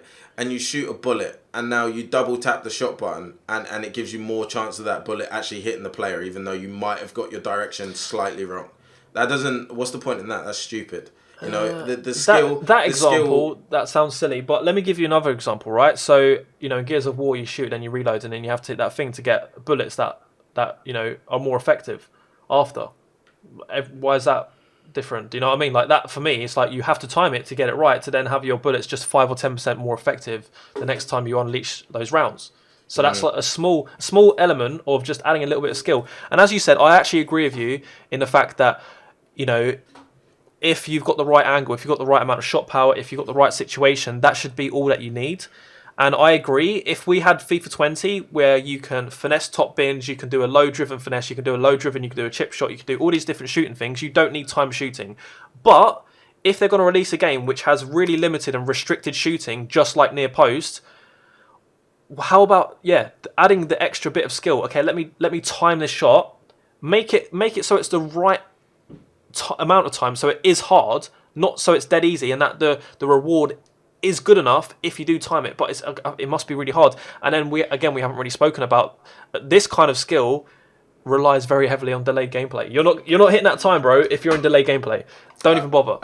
Absolutely. And I think that is a reason, that is a good argument for why they shouldn't have it, because if they're going to continue with lag, then they can't have it in the game. And again, also for me, like, I don't see where time is needed, because, for example, right, the prime example is FIFA 19 again, where the green time was great. You could take a shot with Lucas Moura, who had 70 finishing, and green time it, and it's flying in. You can take that exact same shot with a prime moments Johan Cruyff, and green time it's going in. Where is the discrepancy in the 70 finishing versus the 99? What is the we might as well just do away with stats then, you know, what we need, and just have passing affected by my direction rather than the players. Just have shooting affected by whether I green time it or yellow time it, or like, we might as well do away with stats then if you have mechanics like that, you know? If they doing, what we need is like an actual proper pitch notes thing where it says, right, if you do a green time,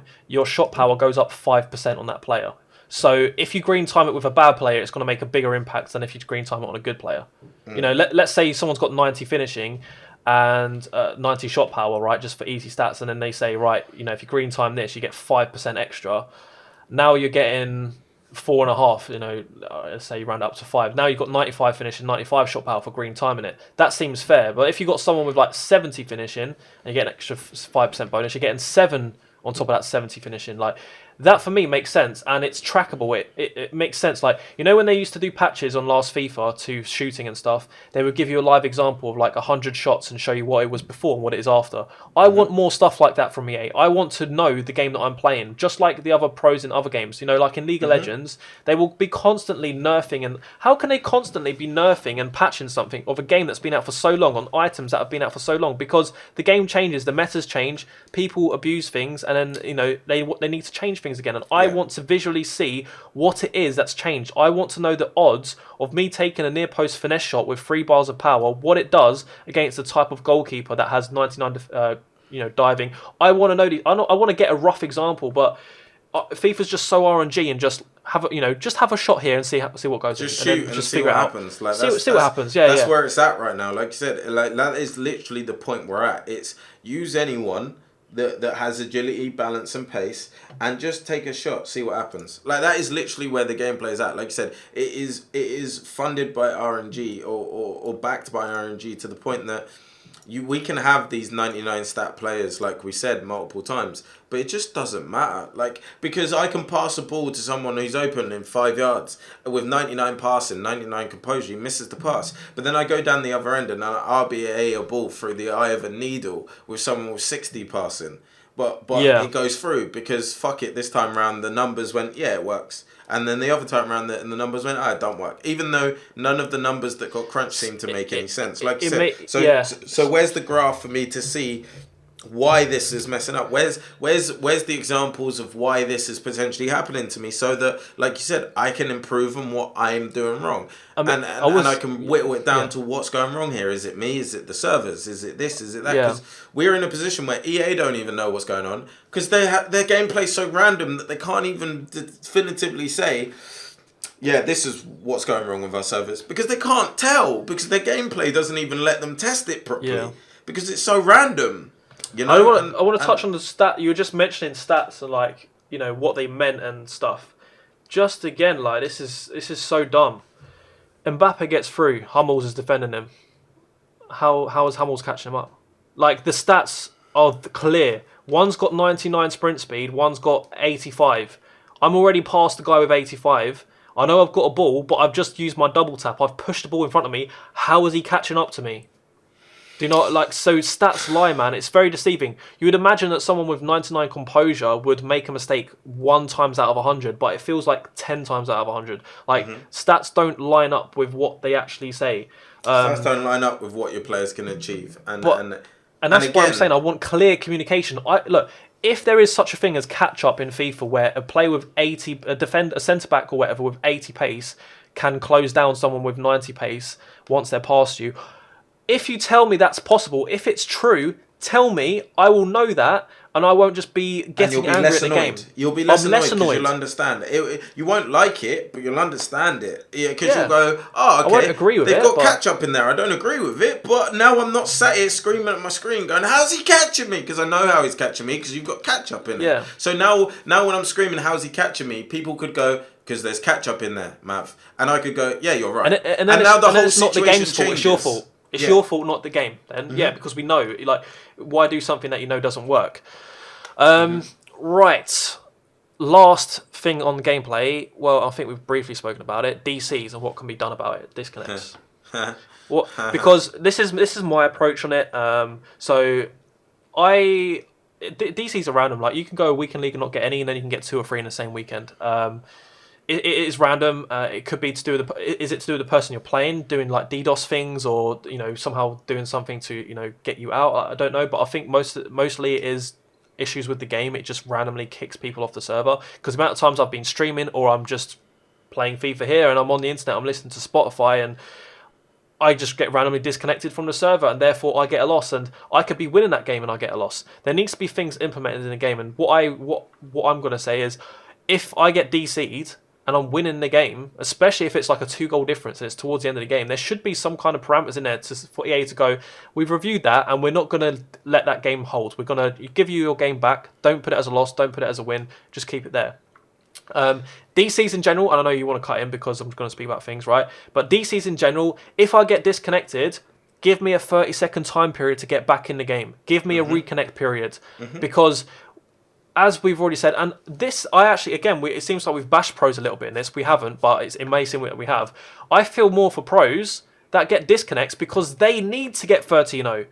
And now they can't because they've been disconnected and it's not their fault. If their internet provider went down, even though it's not the pro's fault, it's the internet provider, but the internet provider, they're paying the internet provider. So again, it's not EA's fault. If it was the whole internet going down, that's not an issue. The issue is you're getting kicked off of EA servers for no apparent reason apart from it is EA's fault, but they haven't to process the request, and they haven't got an emergency system to create fairness. And when you've got a ranked playlist, there needs to be. If this was just online friendlies, no issue. I disconnect 1 out of 10 games even. Like, it'd be annoying, but yeah, it would be very annoying. But at the same time, I'm not going to kick up as much of a fuss because I haven't lost out on something. Weekend league, you get that. Big issue. Big issue. What do you think about that? How do they change it? Um, For me, one of the main things in a hot topic right now, and it's in line with DC's, they absolutely need to change the system where if your opponent leaves at a draw, you do not get the win.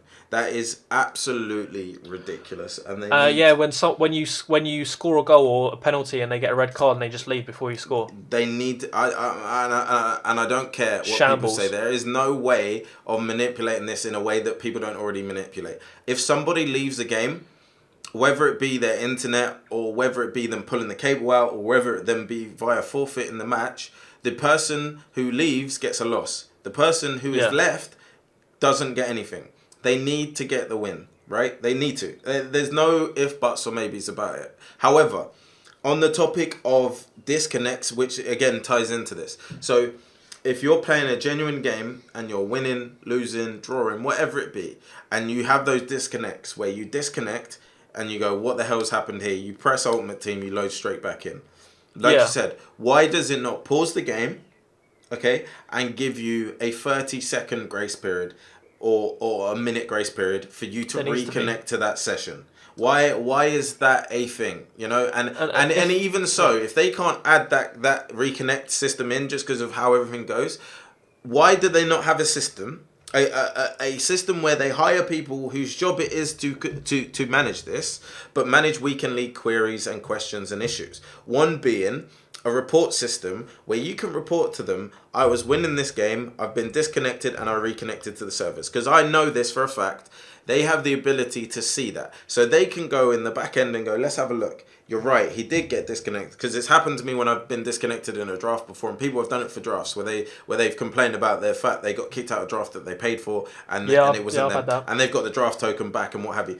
They can go in the back end and go, you're right, I can see that the connection was lost here and it was due to information not being received or what have you, whatever reason, and you're correct. You DC'd while winning, that's not your fault, and we'll give you the game back. There should be a system that you can There is an issue with that. There is an issue with that, and I just thought about it. Two pros match up against each other, and they both quit because they know each other. They both get a game back, and they both get to search again for another player, and they come up against How do they quit, though? I don't know. If one of them pulls cable out or quits, you can see how the quit was made. The difference, and then you give the loss to that person. You can see the difference between someone DCing and someone disconnecting, and they're two very different things. So again, like you said, the problem with VA, they've got to implement this without also giving people an exploit to exploit. But even so, Jack, people already exploit it. There are multiple cheaters in the no lost glitches, no lost glitches.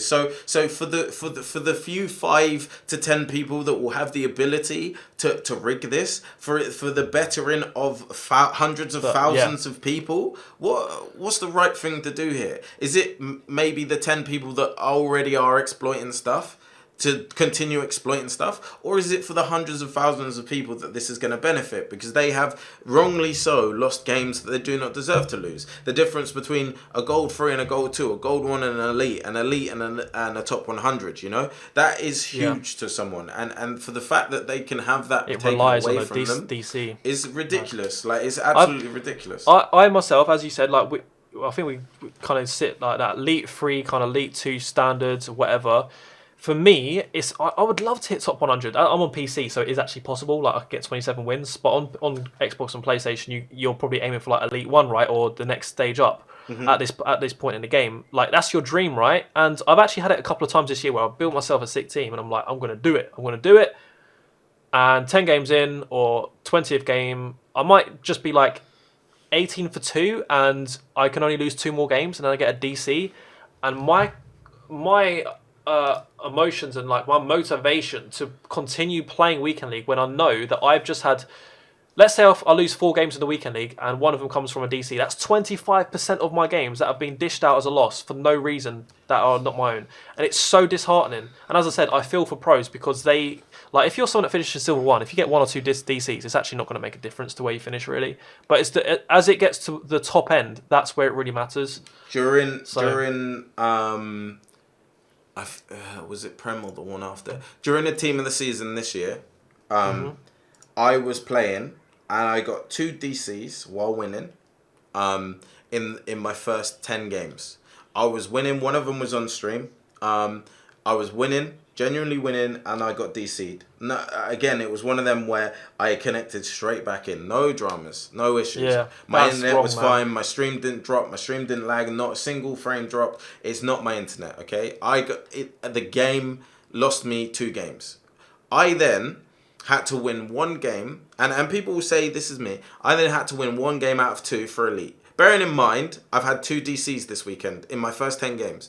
I get to the end and I had to win 1 game out of 2. I lost both of those games. One of them to an Elite 1 player and one of them to another Elite player that finished Elite 3. Okay? Yeah. So I have now been in a situation where instead of 1 win out of 4 games, but because I won and I wouldn't have even got to that point because I won, and then we can argue that I might not have even got there anyway. But because of other games, yeah. Because of other games. But because of 2 games that I was winning, that I got DC'd in, I now don't get Elite during Team of the Season, which is the difference, potentially, between 30,000 coins and millions of coins. Yeah, right? I get you. That's not okay, you know, and that's not right. And it changes your mentality for the rest. Like the rest of the weekend, I was playing pissed off because I had 2 DCs, and that's the truth of it. And yes, that's my fault, and I do. It makes you want to just stop and then start next weekend, isn't it? It makes you want to just stop. It just start fresh. ruins everything because there's nothing. It's outside of your control, and it's not your fault. If EA are going to implement and push us to play Weekend League, and and we know that they're going to make more money off it, they need to then invest that money into covering the bad things that come along with a game mode that it wants to introduce. Mm-hmm. It's as simple as that. You know, if you're going to bring a ranked game mode in, you're going to need to bring ranked parameters to the game mode. You need to have what's the word? You need to have a strategy or an outcome, a fail safe for those situations. And I think we both agree on that, and I think everybody 100%. agrees on that.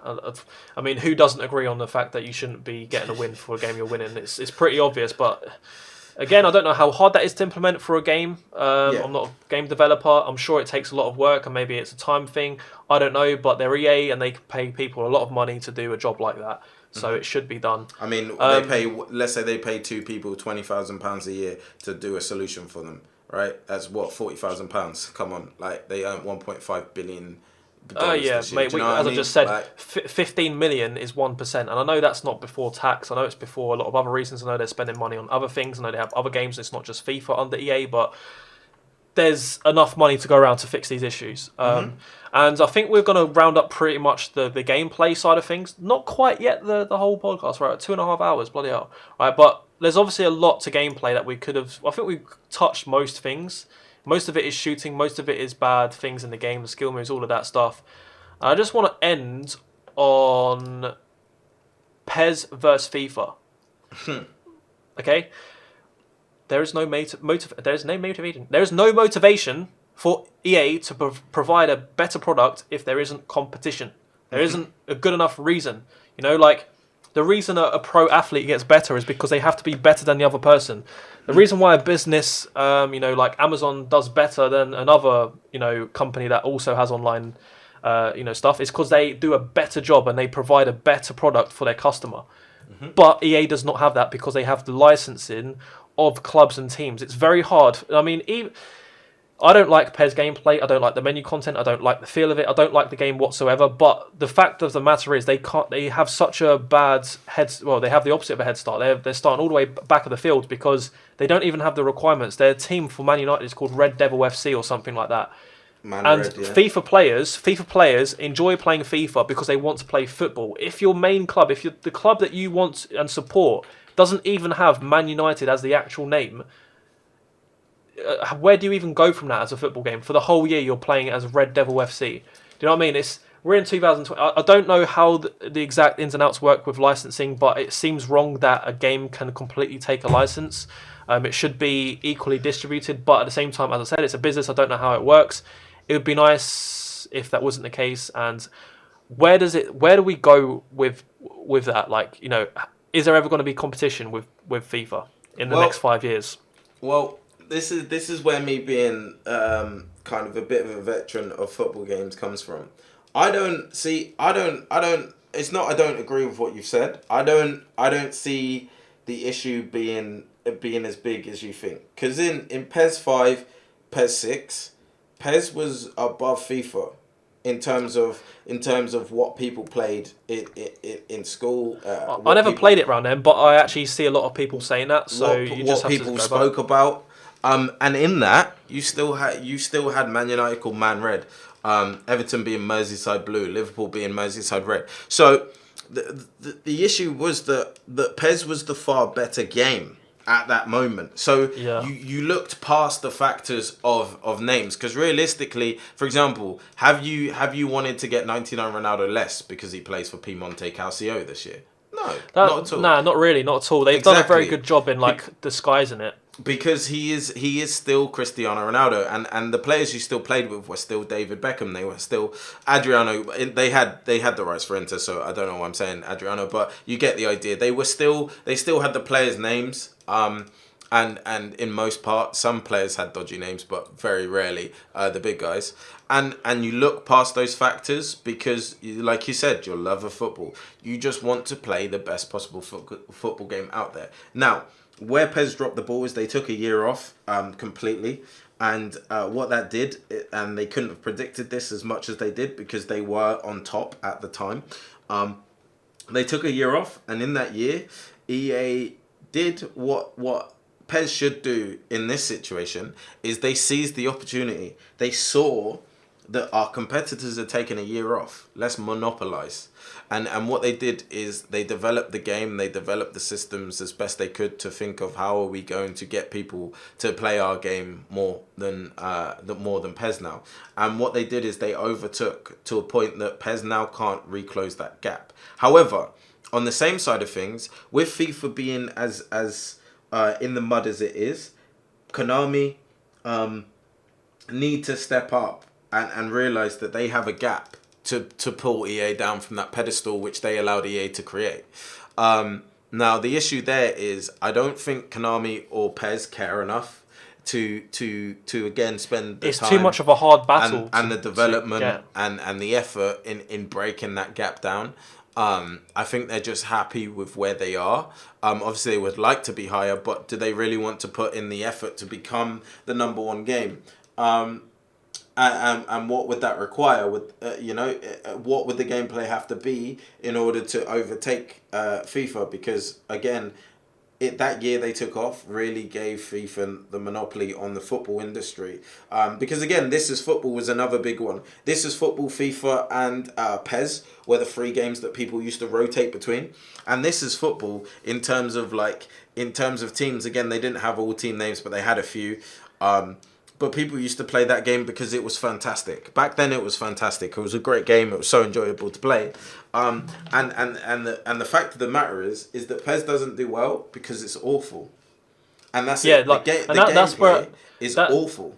This year we actually saw like another attempt at trying to boycott FIFA, and as soon as it started, I laughed at it. I was like, this is it's going nowhere because that game is busted. It just is. It is rubbish. The gameplay's rubbish.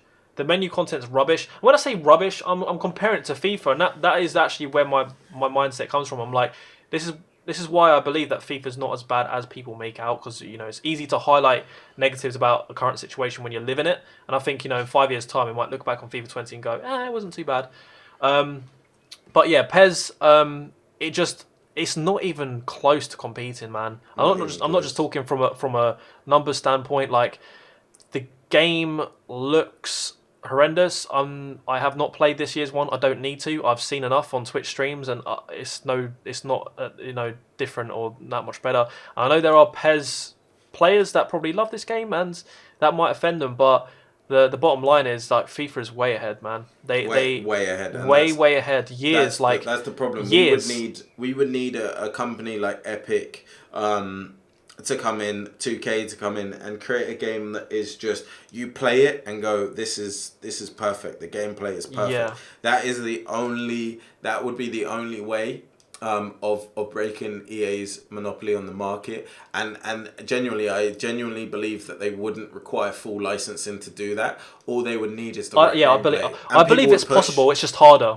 Yeah, and people would push. and then we'd get to a position where the company would be played so much by all the big streamers, or the game would be played so much by all the big streamers, it would be bought, and they would have obviously probably their own content, buyable content within the game, and they would get into a position where they could fight EA for the rights and get into a situation where EA have to say, okay, we will pay to have the rights, but we have to allow you to also have the rights, because the offer has come in from this company and we can't say no to that. So we can offer you rights, but we are also going to give those rights to Epic or 2K, so you both have equal rights to display names. And then you'll have a couple clubs like Juve that go, I only want to give my rights to EA, and you'll have a couple that go, I only want to give my rights to 2K. And that will always happen, because obviously companies and clubs will want to make money, and the offer will be too good to say no. Same with David Beckham signing for PES over FIFA. He got a better offer from PES and now he's with PES, you know. That will always be the case, and there will be certain players and certain teams that will always sign for one game over the other. But it would really have to be a fight that will take years from now, if it does ever happen, to break that monopoly. And my fear is that EA is so far ahead and they make so much money that, let's say a company does come along and they build a game that's equally as good as FIFA, or let's just say more fun. Maybe it doesn't have the weekend league characteristics, maybe it doesn't have these division rivals, all these different game modes, but let's say it is fun, and let's say people do enjoy playing it and there are streamers that start playing it every now and again. My fear is that EA, someone from EA or whatever, they literally just go and buy it off them. Kind of like a situation where it's like Facebook buys Instagram or whatever. They do it to then monopolize even more. And it's like, you know, let's say you're a smaller company and you decide to start doing this and you make a really good product, and then EA come along and say, hey, look, we'll give you 500 million just to give us that. Yeah, like, but you're going to probably take it. Yeah, that's what I'm saying. But that's why it would have to be a big game company. It couldn't be a so that they don't go towards the bribe. It would be an Epic and it would be a 2K that they go, we know we can make more money than what you're offering us, which is why you're offering us. So no, we're gonna this is where a small company or a small company has no chance, because if they do make a good game, it will be bought and it will stop and it will just rot. It will just amount to nothing. That's where EA would go, well, we'll pay this much money to buy the game and put it in the mud, rather than pay 15 million for better servers. Or take the game and then implement it, you know, into their own game or something like that.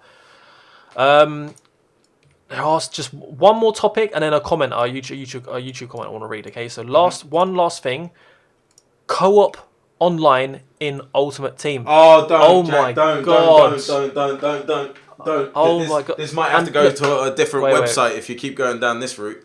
Okay, I know that, like, if you guys don't know where Mav comes from, he's, you know, comes from a channel where there's another person called Wolf, and they're like kind of like 2Sync FIFA, kind of like, I think there's another group called Spin Bros, is it, or something Bros? Yeah. Like there's a few groups of FIFA YouTubers out there that do content as two people on one channel, so they're gonna be biased towards this. Like Mav's gonna be slightly biased, but I'm not. But I would love this, and it makes so much sense. So if you look at Call of Duty, Fortnite, GTA, why are those games fun? Yes, you know, someone could create a fun stream or a fun video, or even just have fun on the game in single player. But it's fun because they're playing with friends. They're experiencing these things with friends. You can play a game for 3 hours a lot easier than playing a game, you know, by yourself for 3 hours. You know, for example, let me give you an example with Fortnite. You know, Ninja or whoever, the top streamer, playing solos for 3 hours, it's going to be a longer time for them. They're not going to enjoy it as much as if they played squads. Now, there is a time and a place for single player. There is, obviously, Weekend League will still be a thing that is the main thing. But then, like, just add this into the game, right? 2-player online draft. Just start with the smallest step. It's already a possibility to play next to a friend, like literally on the same console. How hard is it to implement the ability to both control the same players on the same team? We've already got co-op seasons, which means that you can go on to head-to-head and you can play, you know, Real Madrid versus Barcelona. You know, I've done that with Aaron in that, you know, Discord. Like, it's fun. It's so fun, and I'm playing on head-to-head. There's no reason. I have Ultimate Team. I'd rather play the next 5 games with my mate, just seeing who can do the best link-up play and just score a goal and have fun. It would be so good, bro. It's it would enable such endless possibilities, right? Because what you could have is essentially they would have to nick the idea of PES, and they could get away with it because you can't patent this, but have a co-op on Ultimate Team where you go into a game with up to 2 other friends, so you can maybe have 3 friends, right? And the team is randomized between your 3 squads. So let's say you have a friend who has, like, let's say Manny, right? Manny's money team, right? And he has a team that is worth 60 million coins. And I have a team that's worth 2 million coins. Now, I go online and play with him, and we get half my players, half his players. So we now get his R9, but we get my Joe Gomez at centre-back, right? You've now mixed the teams up, and you go against 2 mates that are doing the exact same thing, right? Yeah. And the level of enjoyment that would create, and the ability that your mate now gets a red Ronaldo, you get a red Ben Yedder, and you have it to go, right, let's go play, and hopefully we get a team where we have your Ben Yedder and my Ronaldo up top, and we can play people using these players and having fun. There's countless ways that this could be implemented. Countless ways that they could. We build a draft, and again, the draft is randomized. And you build a draft with 11 players in it, but you might not use all your 11 players that you're playing with your mate. So again, it's for me, draft is the starting point. More random, because now you've got 22 players that can be picked from. You don't know what you're gonna get. You're gonna get a mix of stuff, and you don't know what's gonna happen, and it adds that element of surprise. And Ultimate Team is the loneliest game mode in the world. It is literally you and your team. There's nothing else to it, and that's where FIFA, like you said, doesn't have the playability of CODs, of Fortnites, of all these games that you jump in a Discord call with your mate. And I mean, we've had a chat about FIFA for what? 2.5 hours now? 2 hours, 44 minutes, right?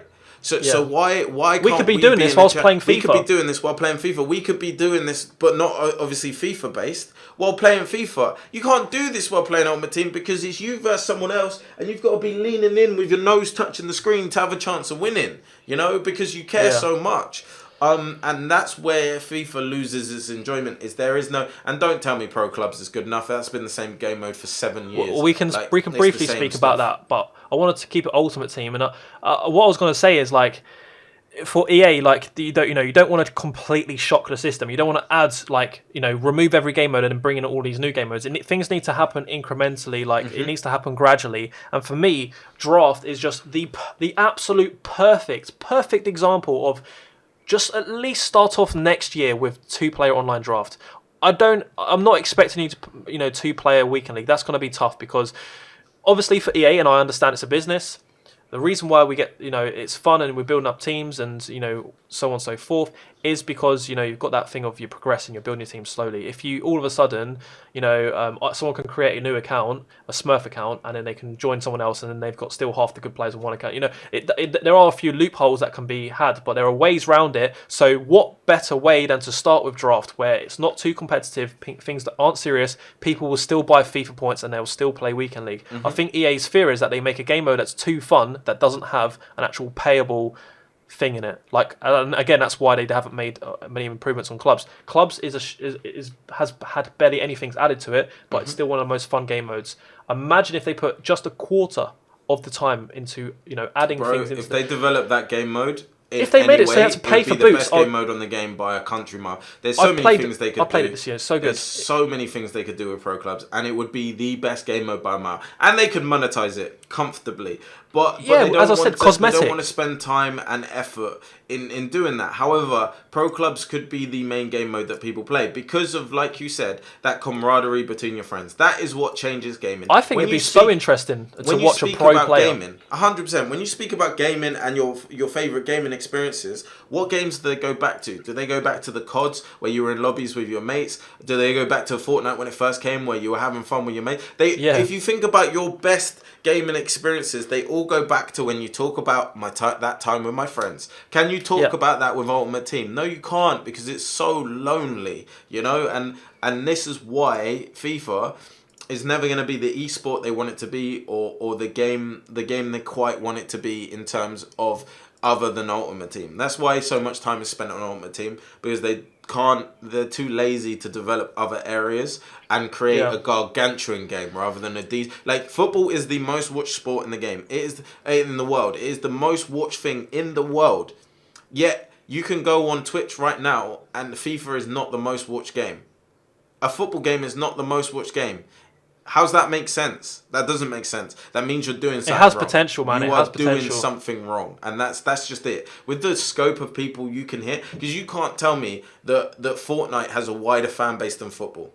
You know, in terms of who loves football, Fortnite is the biggest game there's ever been. But you're telling me the people that will like, enjoy, and play that game is a wider audience than people who like football?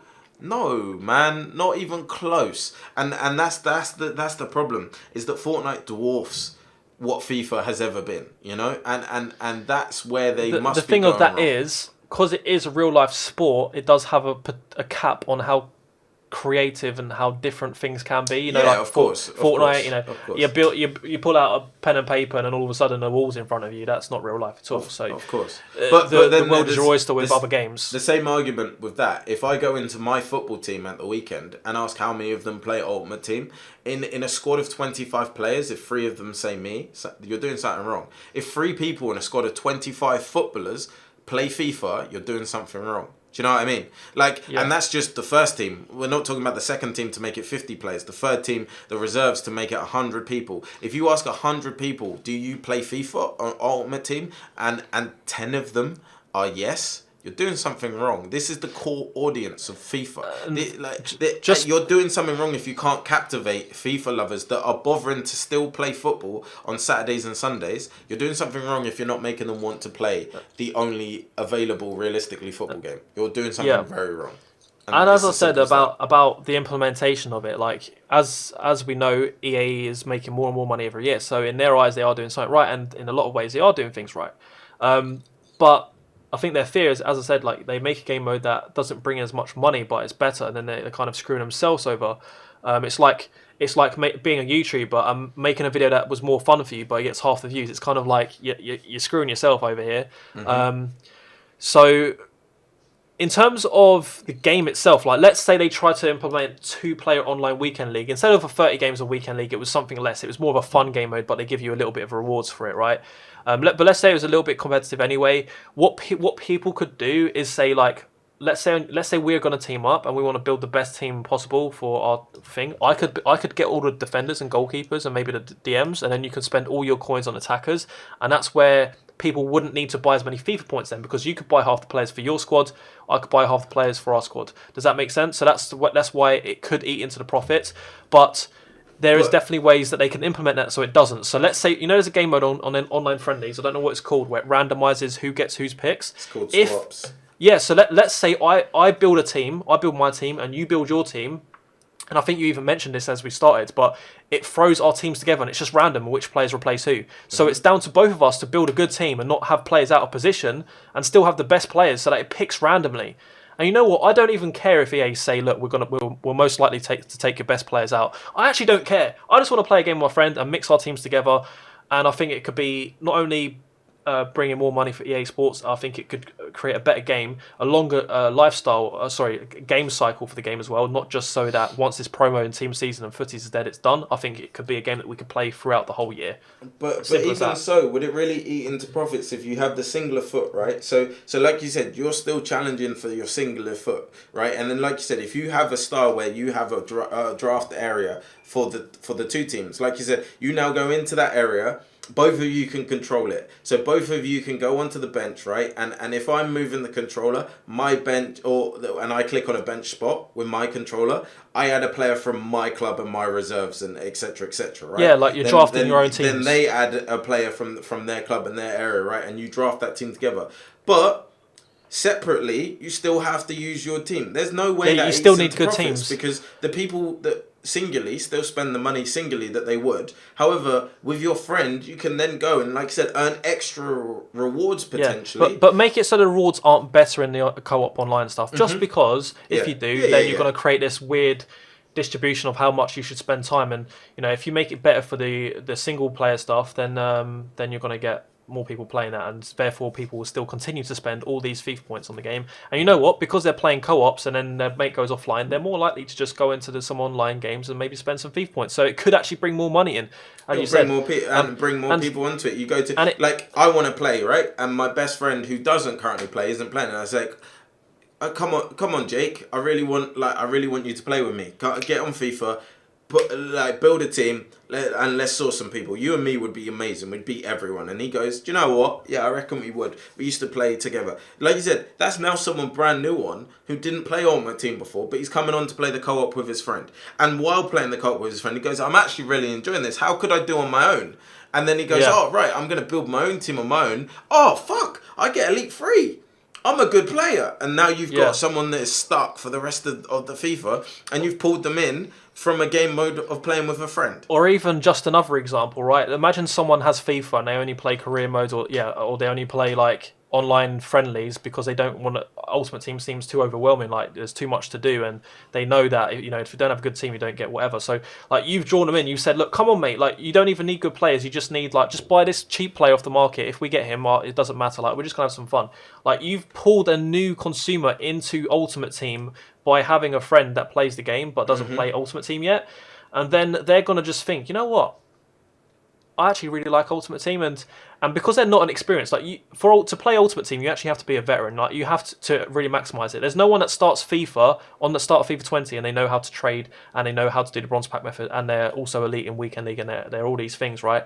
So like it takes time, and during that learning process of when they're new, that is when they're most likely to spend FIFA points because they just feel like they're not keeping up with everybody else's teams. So like as we just established, like it just has so much potential, and the different types of game modes that they can introduce, not just implementing 2 players into the current game modes, implementing completely brand new game modes because we've got a new aspect. It doesn't need to be limited to 2 people. It could be 3 or 4 people or 11 people. For me, the idea of having pro players on one team, 11 pro players on one team, or let's say 10 because you don't want to control a goalkeeper or something, that seems like that could be amazing content. I don't know how hard that would be to implement, and obviously then you've got prize rewards for 11 people on each team, so then it kind of dilutes it. Then you've got to pay, like if you've got 64 teams competing, you've got 11 times 64, it becomes very expensive. But then there's more spaces for people to start playing pro stuff. So then there's arguments for and against. And just before we round off on that, like let's say draft, right? Let's say me and you go into online draft. And the way it works is simple, okay? The first pick is you, the second pick is me, the next pick is you, the next pick is me. Like, it doesn't need to be like one of us is controlling each other, like we're both controlling the same mouse. Like, you just have alternating picks. Like, and it'd be so easy. Imagine that for not when I say content, I mean not just for YouTubers. I mean for people not creating content for YouTube. Imagine the content in terms of you pick a player and then your mate and like you said, you have no control. You can't move the controller. Your mate's picking the next one, and you go, no, don't pick Busquets. And he goes, I want Busquets, and you're like, no, take Modric flashback because he's better. And he's like, I prefer Busquets. Picks Busquets. You're like, you bloody like, what are you doing?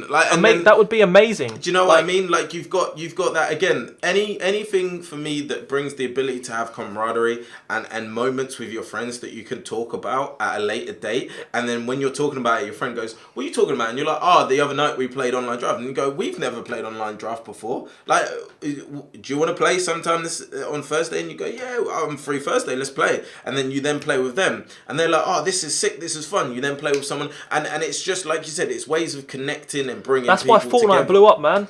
It's how many good moments were there on Fortnite where you thought, mate, this would be so funny if I had my in real life mate that just never plays even Call of Duty. Like he's probably terrible at shooting, but I can't wait for him. But so let's get in a draft and watch my mate hit the deck when someone elasticoes him 3 times, and you're creasing saying you just got like Jack.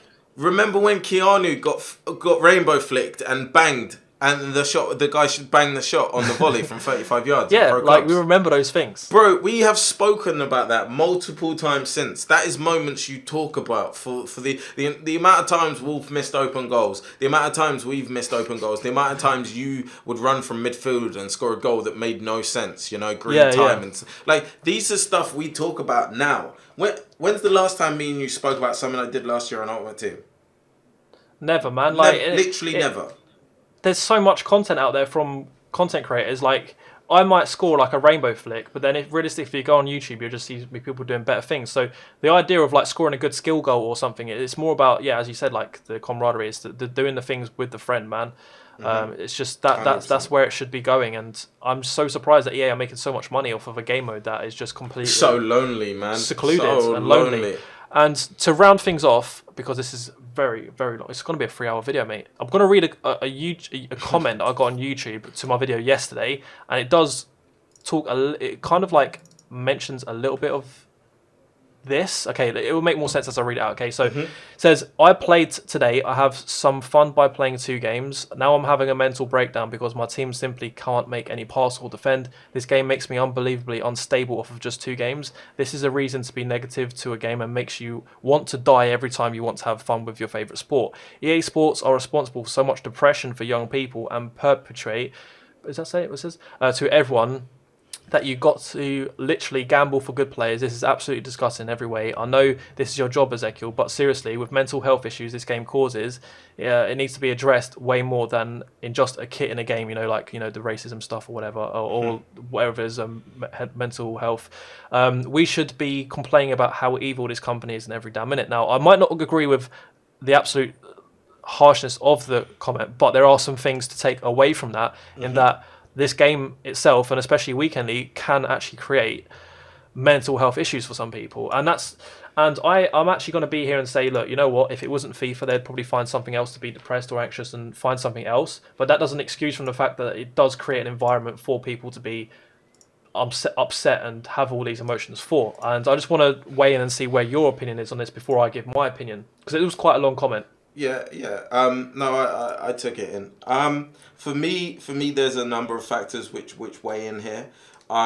Again, it ties in kind of perfectly with where we ended off. Is that camaraderie? Is that loneliness? So, like you said, is people going through this on their own? They're experiencing, if they're not constantly sat in Discord with friends talking about it, if they're not constantly watching content creators feel the same way as them, if they're not constantly on streams watching people go through the same emotions as them, it's very human and it's very normal to sit there and ask why it's happening and then get frustrated because you're asking questions and you don't know the answer to it, right? And that is human nature, to become annoyed, frustrated, which can lead you down a rabbit hole. And one way to solve that is obviously to reduce the loneliness of the game mode and add more modes where you can play with friends, like we mentioned, pro clubs, other game modes.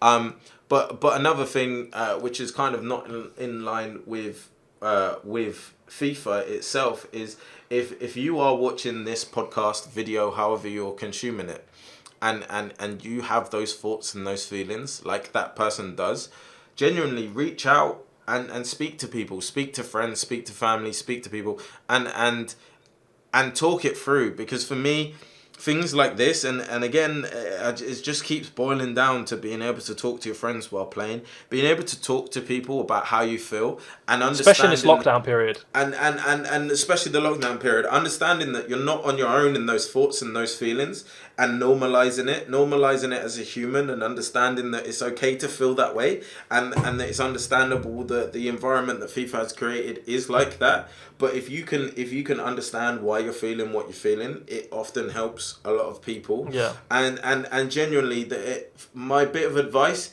is, if FIFA is making you feel like that, and this is a misconception, and it kind of ties back to one of our original thoughts about Weekend League, is people are playing FIFA and specifically Weekend League for the wrong reasons.